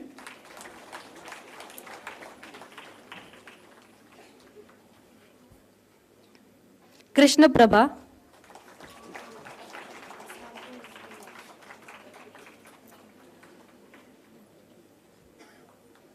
Krishna Priya M.V.,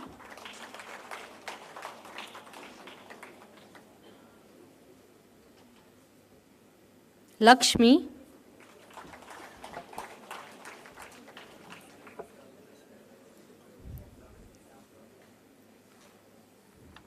Likita S,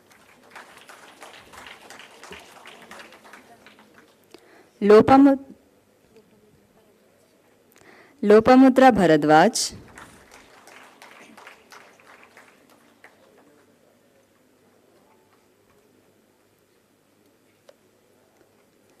Maitri S,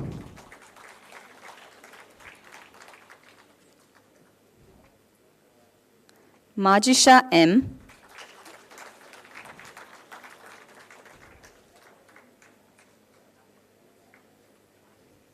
Manasa N,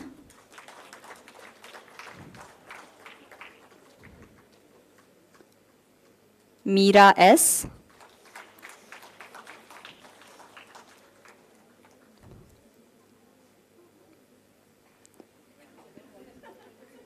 Meghna D,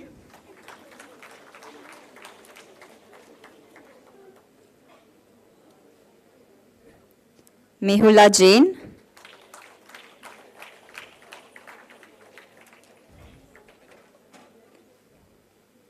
Minha Nazir VP,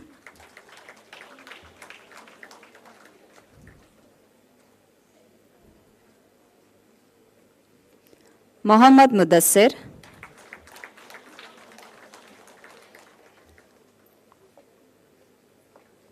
Muhammad Swali N.A.,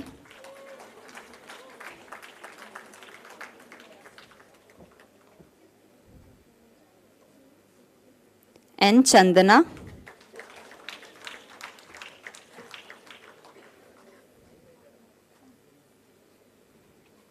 Nadba P.,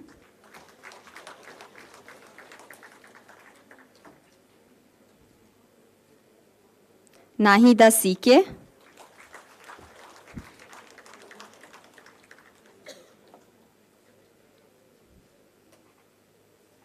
Namrada S. Arakkal,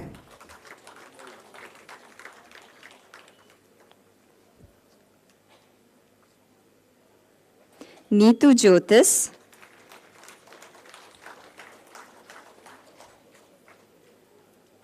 Neha Shafiq,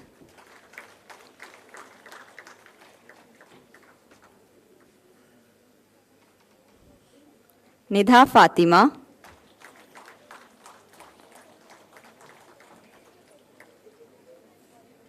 Nishchay Mahima Patel,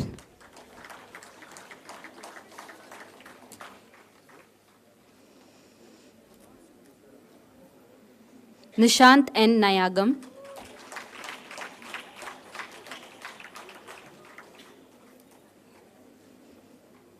Nivedita V.R.,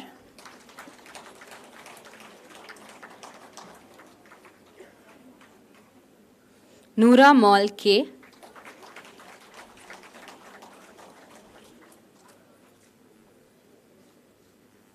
Nuha Halima,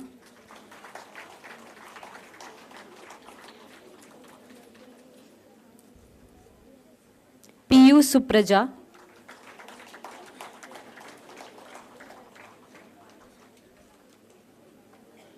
Pallavi R. Suvarna,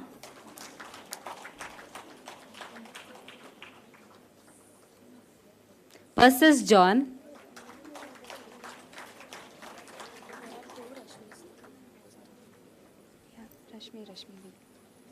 Pooja S.,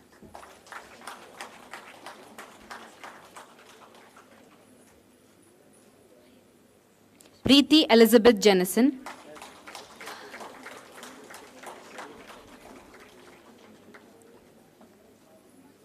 Rashmi,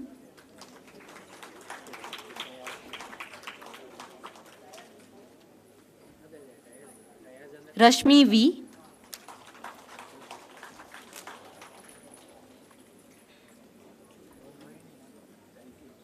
Reshma R.,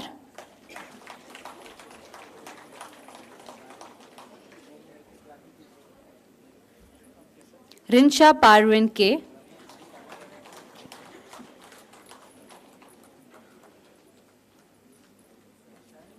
Rohini B.N.,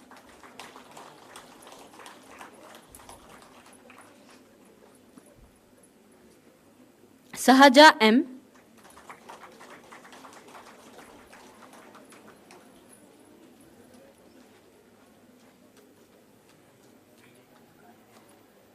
Sahana V.,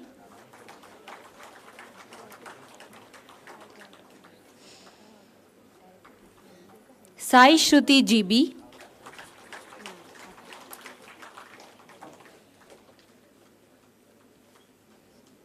Shahil Ali P.,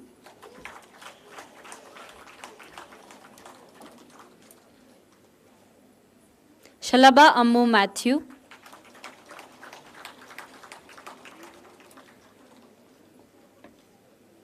Shana Yasmin Mundikat,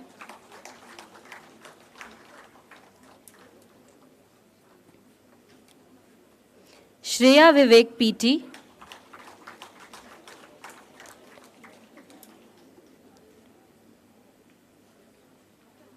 Sia S. Tatil,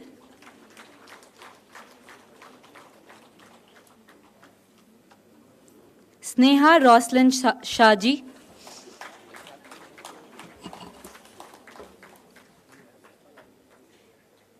Suraj PC,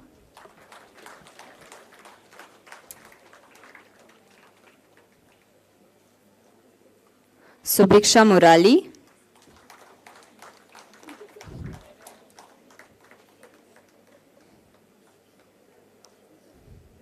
Suhada M.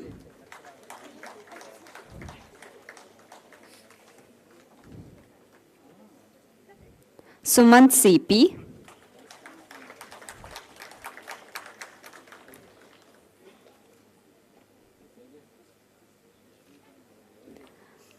Supriya KS.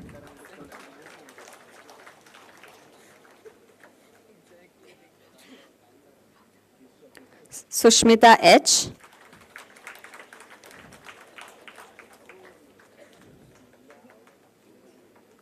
Swati AS.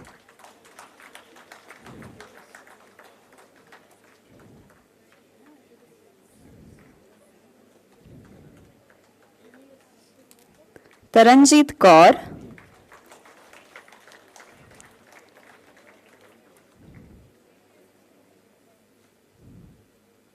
Teenu Karun NK.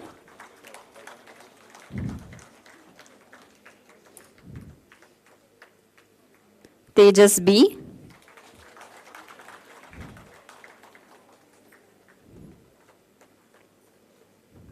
Tomandra Sirivandana.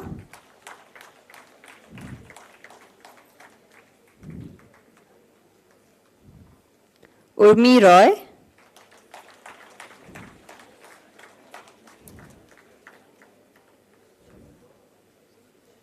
Varsha R. Kant.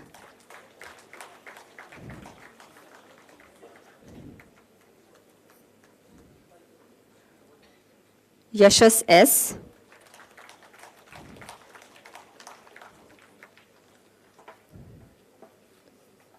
MSc Speech Arzu Sharif.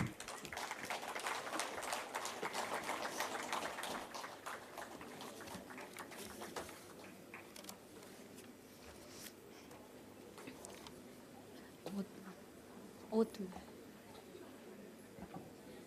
Yes.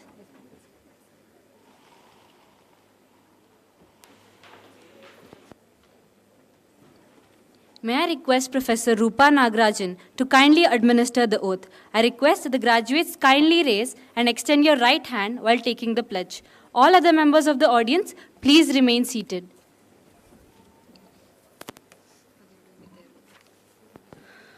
Congratulations to all of you. Mic's on. Can you hear me? Okay. Yeah. As a speech and hearing professional, I solemnly pledge to practice the art and science of my profession to the best of my ability and upholding the ethical conduct. I will respect and honor my teachers, clients, and fellow colleagues of inter and intra-discipline, and also those who paved and forged me to follow the righteous path. I will continue to expand my knowledge and improve my skills. I shall honor and abide to the ethics of the profession and shall uphold the dignity of the profession and strive to work towards achieving the goals as envisaged in the vision and mission statement of the profession. I shall practice when competent to do so and do justice to the best of my knowledge. I shall evaluate, manage, and treat my patients and shall refer to other practitioners whenever needed for more clarity or for further investigations and treatment. I shall collaborate with my fellow professionals for the benefit of our clients. I shall willingly do no harm, but rather always strive to provide care according to the standards of the profession, and shall not discriminate against any one of my patients based on gender, caste, creed, culture, race, or economic status. I shall act to the benefit of the needy and shall not allow anyone go untreated. I shall aspire to personal and professional conduct free from economic or academic corruption. I will keep in confidence all information made known to me about clients. As a speech and hearing professional, I agree to be held accountable for any violation of this oath. I shall keep this oath inviolate and practice the art and science of my profession in accordance with the oath.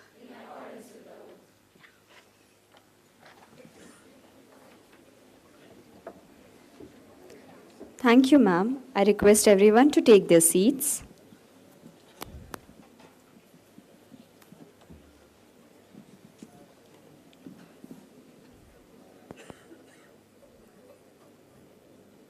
Now, I would like to call upon our director, Professor M. Pushpavati, who is our pillar of support, guiding force behind all our activities, without whom none of this would have been possible. I request you, ma'am, to kindly deliver the presidential address.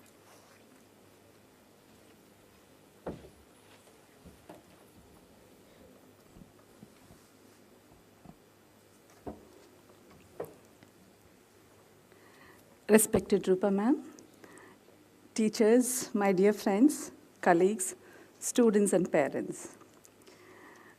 Greetings to one and all on the occasion of Graduation Day 22-23. Hearty congratulations to the students and the parents. You made your dream come true. Just wanted to mention when I was supposed to prepare the graduation speech, this is my second presidential address. I referred my previous one. I said I'm not going to repeat the same, but I had to repeat one thing. That is, the first graduation batch went from this institute in 1969, and you are the 52nd batch of the students from Aiish who are emerging. So around 2,124 students have completed their undergraduation. 1,660 students have completed their post-graduation, and 129 students with PhD degree. Great number. So this is the thing which I wanted to convey from the previous one. I'm a bit nervous because I shared my dais today with a person who is silently inspiring, I can say that from past 15 to 17 years. When ma'am taught me auditory physiology and psychophysics, as ma'am said, even I didn't learn anything because that was the two toughest subject, the psychophysics, pitch perception, discrimination, all that. I wrote the exam, passed it, that's all. Okay, and ma'am left the institute. Then how ma'am inspired me? Because ma'am in her address mentioned one thing is mentors, right? You need to have a mentor, you need to have a person with whom you're going to be inspired. It's maybe 2004, I think when she said she started working with Dr. Jyotsna Murthy, and as all of you know that, my area of interest is cleft lip and palate. So naturally, we tend to meet every year for the Cleft Palate Conference. And that's how a profession, I can say that, a speech-language pathologist who was not at all recognized in the field, who was not at all visible in the field, especially when we talk about teamwork for cleft palate, the visibility came after she stepped in. Otherwise, we were not recognized in a team. Similarly, when you talk about cochlear implant, you play a major role. Similarly, ma'am was instrumental to have international conference, and whomever we read in the book, We could meet, we could interact with them, and that's how my journey got into shape. So there's nothing that you need to have a mentor beside you, always inspiring. There's somebody far away, but with their silent work, you will get inspired. Thank you for inspiring me again and again, ma'am. So moving on to many things ma'am already spoke. So first of all, congrats to the PhD holders. Now many of you are working as faculty, and happy for that, and you have greater responsibility to shape the future generation. Now moving on to the batch which completed your master's and you're going from the institute. What are you going to miss? Early morning, you were forced to come to the institute for postings at class. We wanted you to see the sun. That's how we wanted it. And your friends were like, come, we'll go to the class. Otherwise, ma'am will not give the attendance, sir will not give the attendance. And when you were walking from the hostel to the class or clinics, we wanted you to get exposure to vitamin D and then understand that, okay, health is wealth. You came to the class, maybe from front door or back door, I don't know. You were there, but you didn't know that your teacher prepared all the way in the night to deliver lecture. She or he prepared in such a way that, how do I get the attention of the students? You are now, after 2 or 3 years, are going to face the same thing. You're going to be a faculty somewhere, you're going to be a clinician somewhere. We made you to come at the exact time, otherwise, biometric attendance, we are not going to consider that or this. Because a needy group was waiting for you. They were waiting with the hope saying that maybe something is going to happen to my child and he or she is going to speak. And supervisors were not the ray of hope. You were the ray of hope for them because every day you were interacting with them. Am I right? You had that good relation. Of course, from the classes, we sent you to NSS. Ma'am, when she spoke about her community-based rehabilitation, this is the need of the hour. If all of us are sitting and working here, who is going to work over there? We wanted to realize who is requiring our help. We took you there. You learned to live without mobile for a week, right? And you spoke to each other. You spoke to each other and you understood that, okay, there's something called as village. Okay, this is what is cowshed. Okay, this is what, the paddy fields. And that's how we wanted you to enjoy the nature. We took you for trekking, right? Before the flora and fauna vanishes, before the forest vanishes, we wanted you to enjoy that greenery. You enjoyed it? We went for trekking. I think the leaders took you for trek. This is to say that physical health is very much important. You don't have to go to gym every day. It's just that, you just look around and you'll get it. You craved for that Avas, the cultural program. Why? You wanted to show your leadership quality. You did it. And you didn't ask us anything except, ma'am, 2 days preparation, 5 days, this. We were like, with frowning of our eyebrows, yes. But, we enjoyed sitting on the other side, seeing the leaders emerging, managing the entire crowd. This is what you're going to do when you're going to end up in a corporate sector, going to prove your ability. Aiish has not let you down in anywhere, whether it is classes, whether it is your postings, whether it's your trekking. You went to Isha conference or you went somewhere and then when you're coming back, you might have called your parents and said, Amma, Anna Sambar Madu, nan miss madkonta idde adanna. You might have told your parents, I want kadala curry and what is that? Okay, so because you're missing. That shows that you're not a person who wants that luxury life. Everybody in your heart, you want that simplicity, that's how. You wanted something like, I have to be updated in social media. You had a mobile with you, but we showed you that you can live without mobile.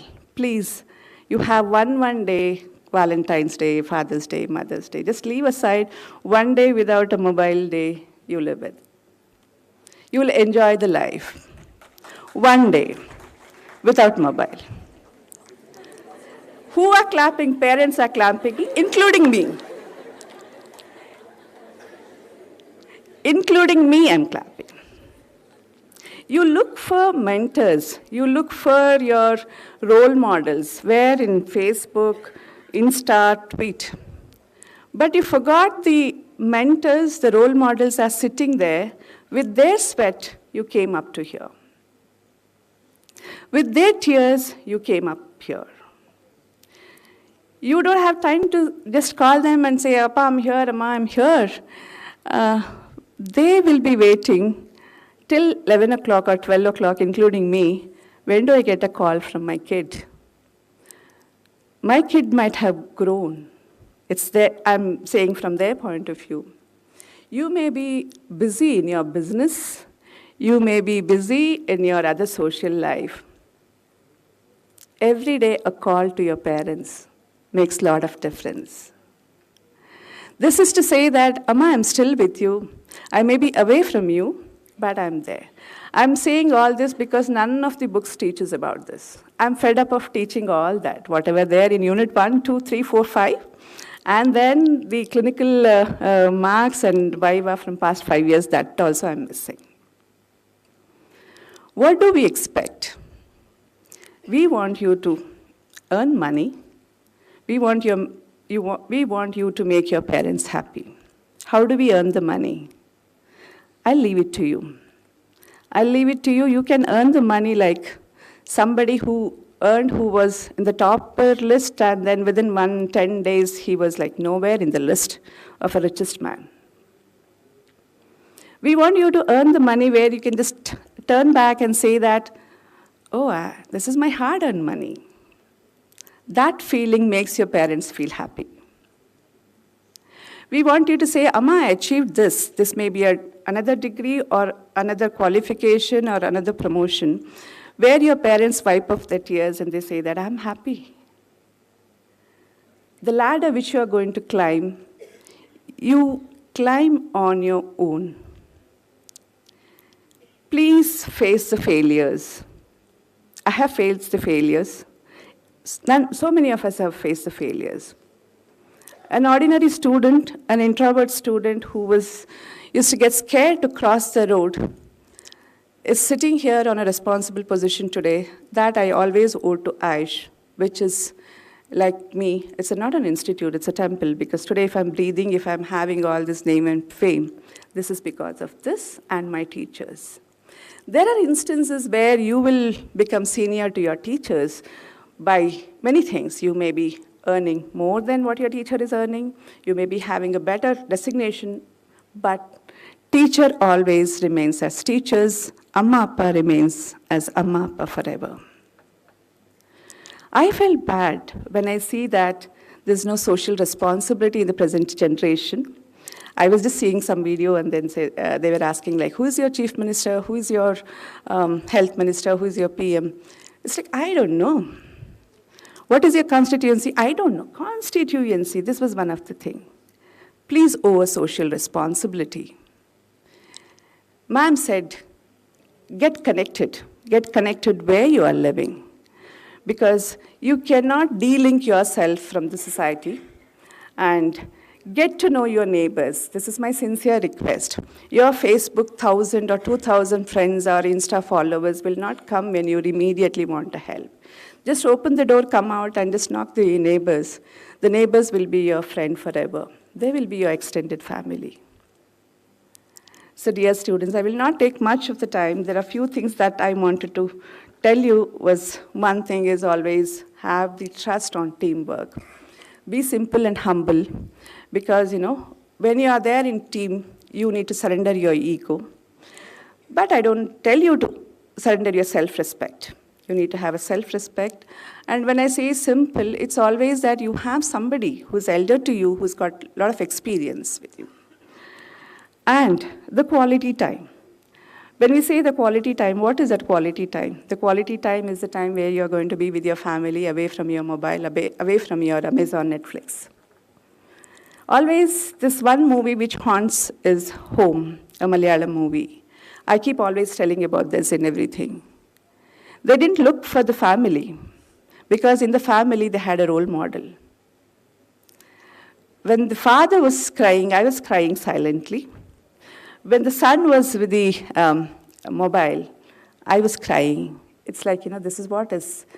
The technology has taken us into the wrong direction. You have the technology, use it positively.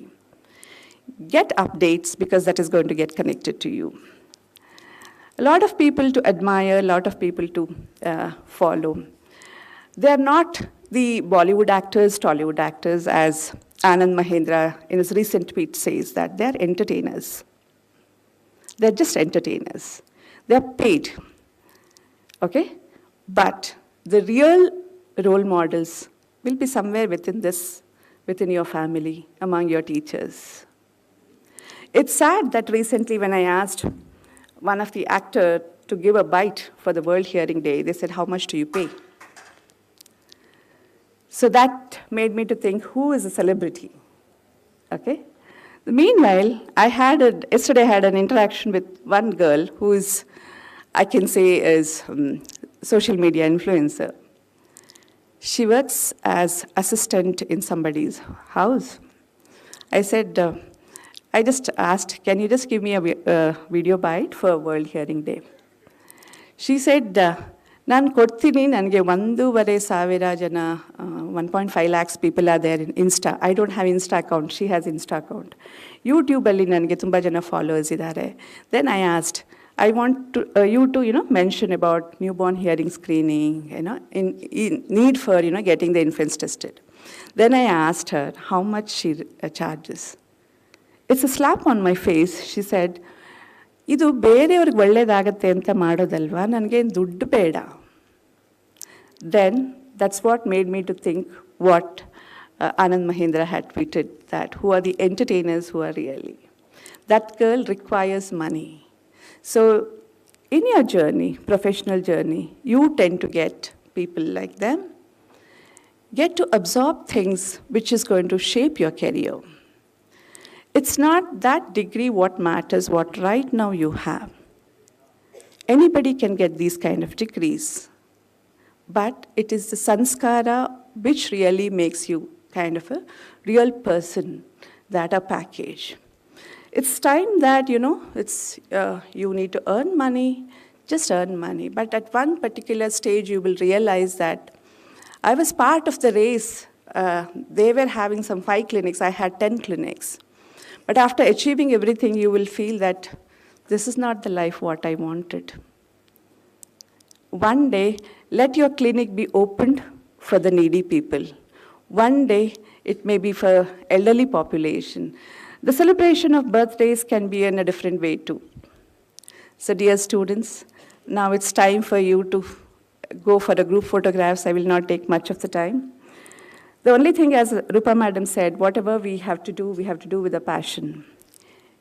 When you do with a lot of passion, you will not get a word called as stress.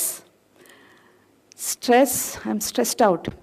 Exactly, this word will not be there in your future, because now you're going to earn.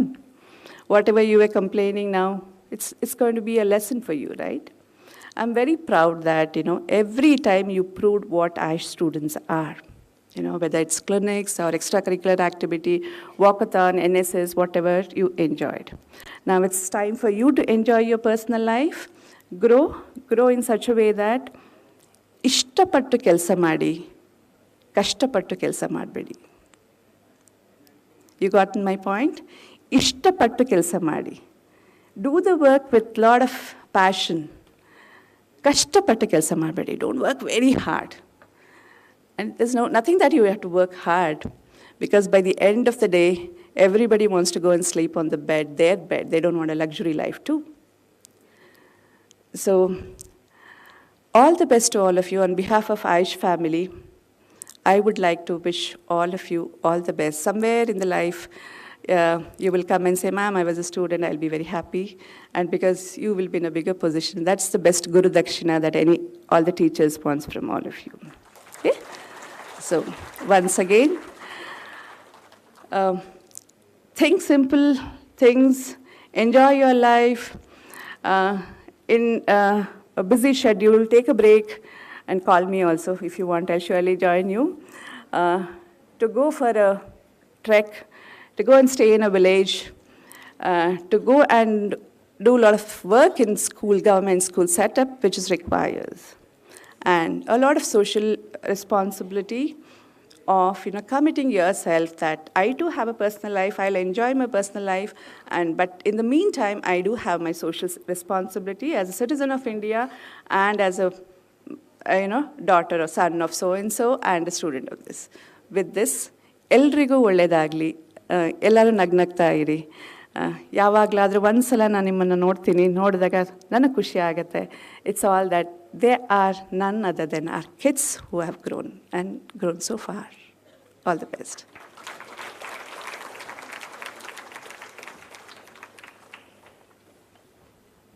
Thank you very much, ma'am, for the inspiration you have bestowed upon us. And I'm sure our graduates will strive to follow your footsteps and reach the heights of excellence that you have attained. Today's proceedings were meticulously executed due to the hard work and continuous support of a lot of people. To acknowledge the same and to express our gratitude, I now request Dr. Manjushri SP, Assistant Registrar Aiish, to deliver the vote of thanks.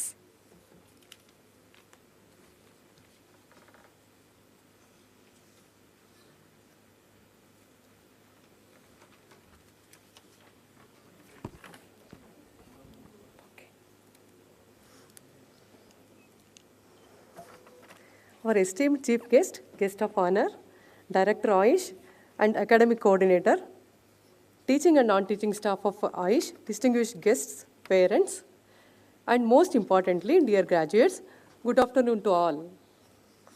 It is often said that gratitude is an attitude that takes to altitude. It is my proud privilege to propose a vote of thanks on behalf of the director and Aiish on this momentous occasion. I profusely thank our Honorable Chief Guest, Professor Niranjana Vanalli sir, Honorable Vice Chancellor, Bangalore North University, Kolar, for having spared his valuable time to join us in our celebrations.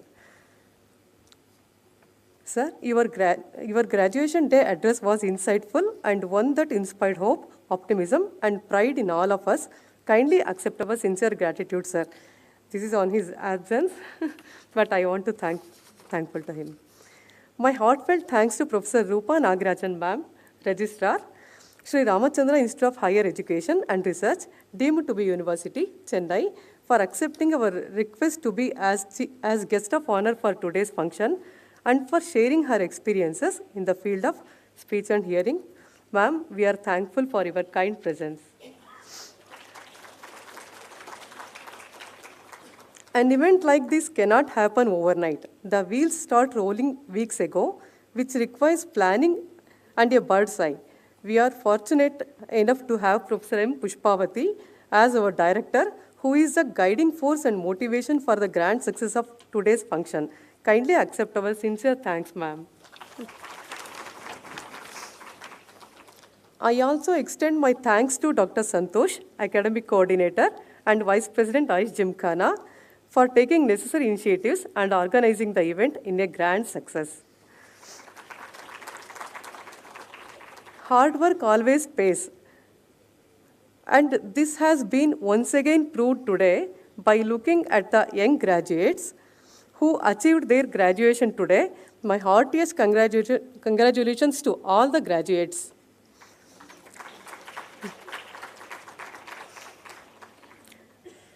I would like to take this opportunity to thank all the committee members who are motivated and dedicated colleagues who know their job and are result-oriented. My sincere thanks to everyone for making this function a grand success. Thanks are due to all the teaching and non-teaching staff of Aiish, research fellows, and students who have helped in one way or the other for making this event success. Our special thanks to the media and press for giving wide publicity and coverage of the program, and you have always been very supportive of us. I take this opportunity to thank the parents for their trust and support to Aiish. Lastly, I would like to express my thanks to all the young graduates who had shown overwhelming response to grace this occasion. I conclude my thanksgiving message with a mention to the graduates. Learn to be thankful for what you already have while you pursue all that you want. Thank you. Our sincere thanks to you, ma'am, for your contribution towards the success of the event. We have now reached the final moments of the day. I request Professor Rupa Nagarajan to kindly declare the graduation ceremony closed.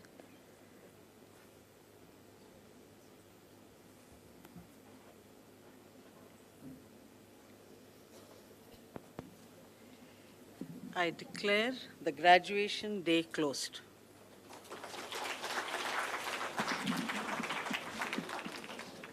I request the members of the audience to rise for the national anthem.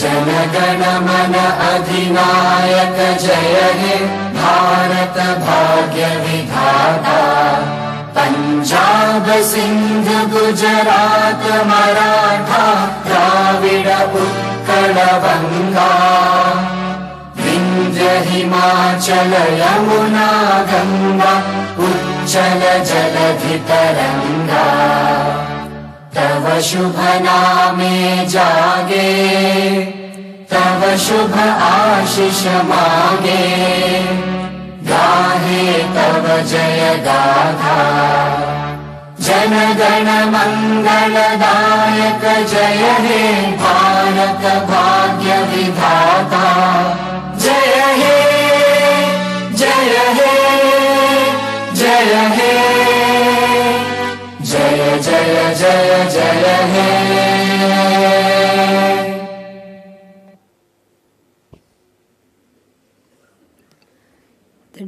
The dignitaries will now leave in a procession. I kindly request all the members of the audience to remain standing until the end of the procession.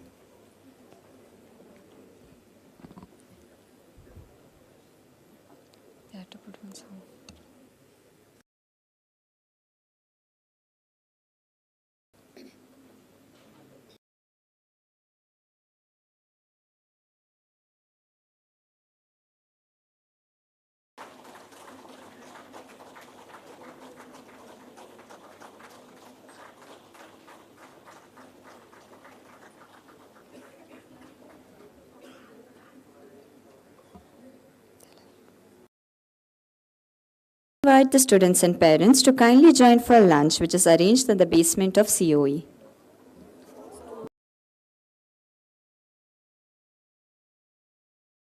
Should wait here for photos.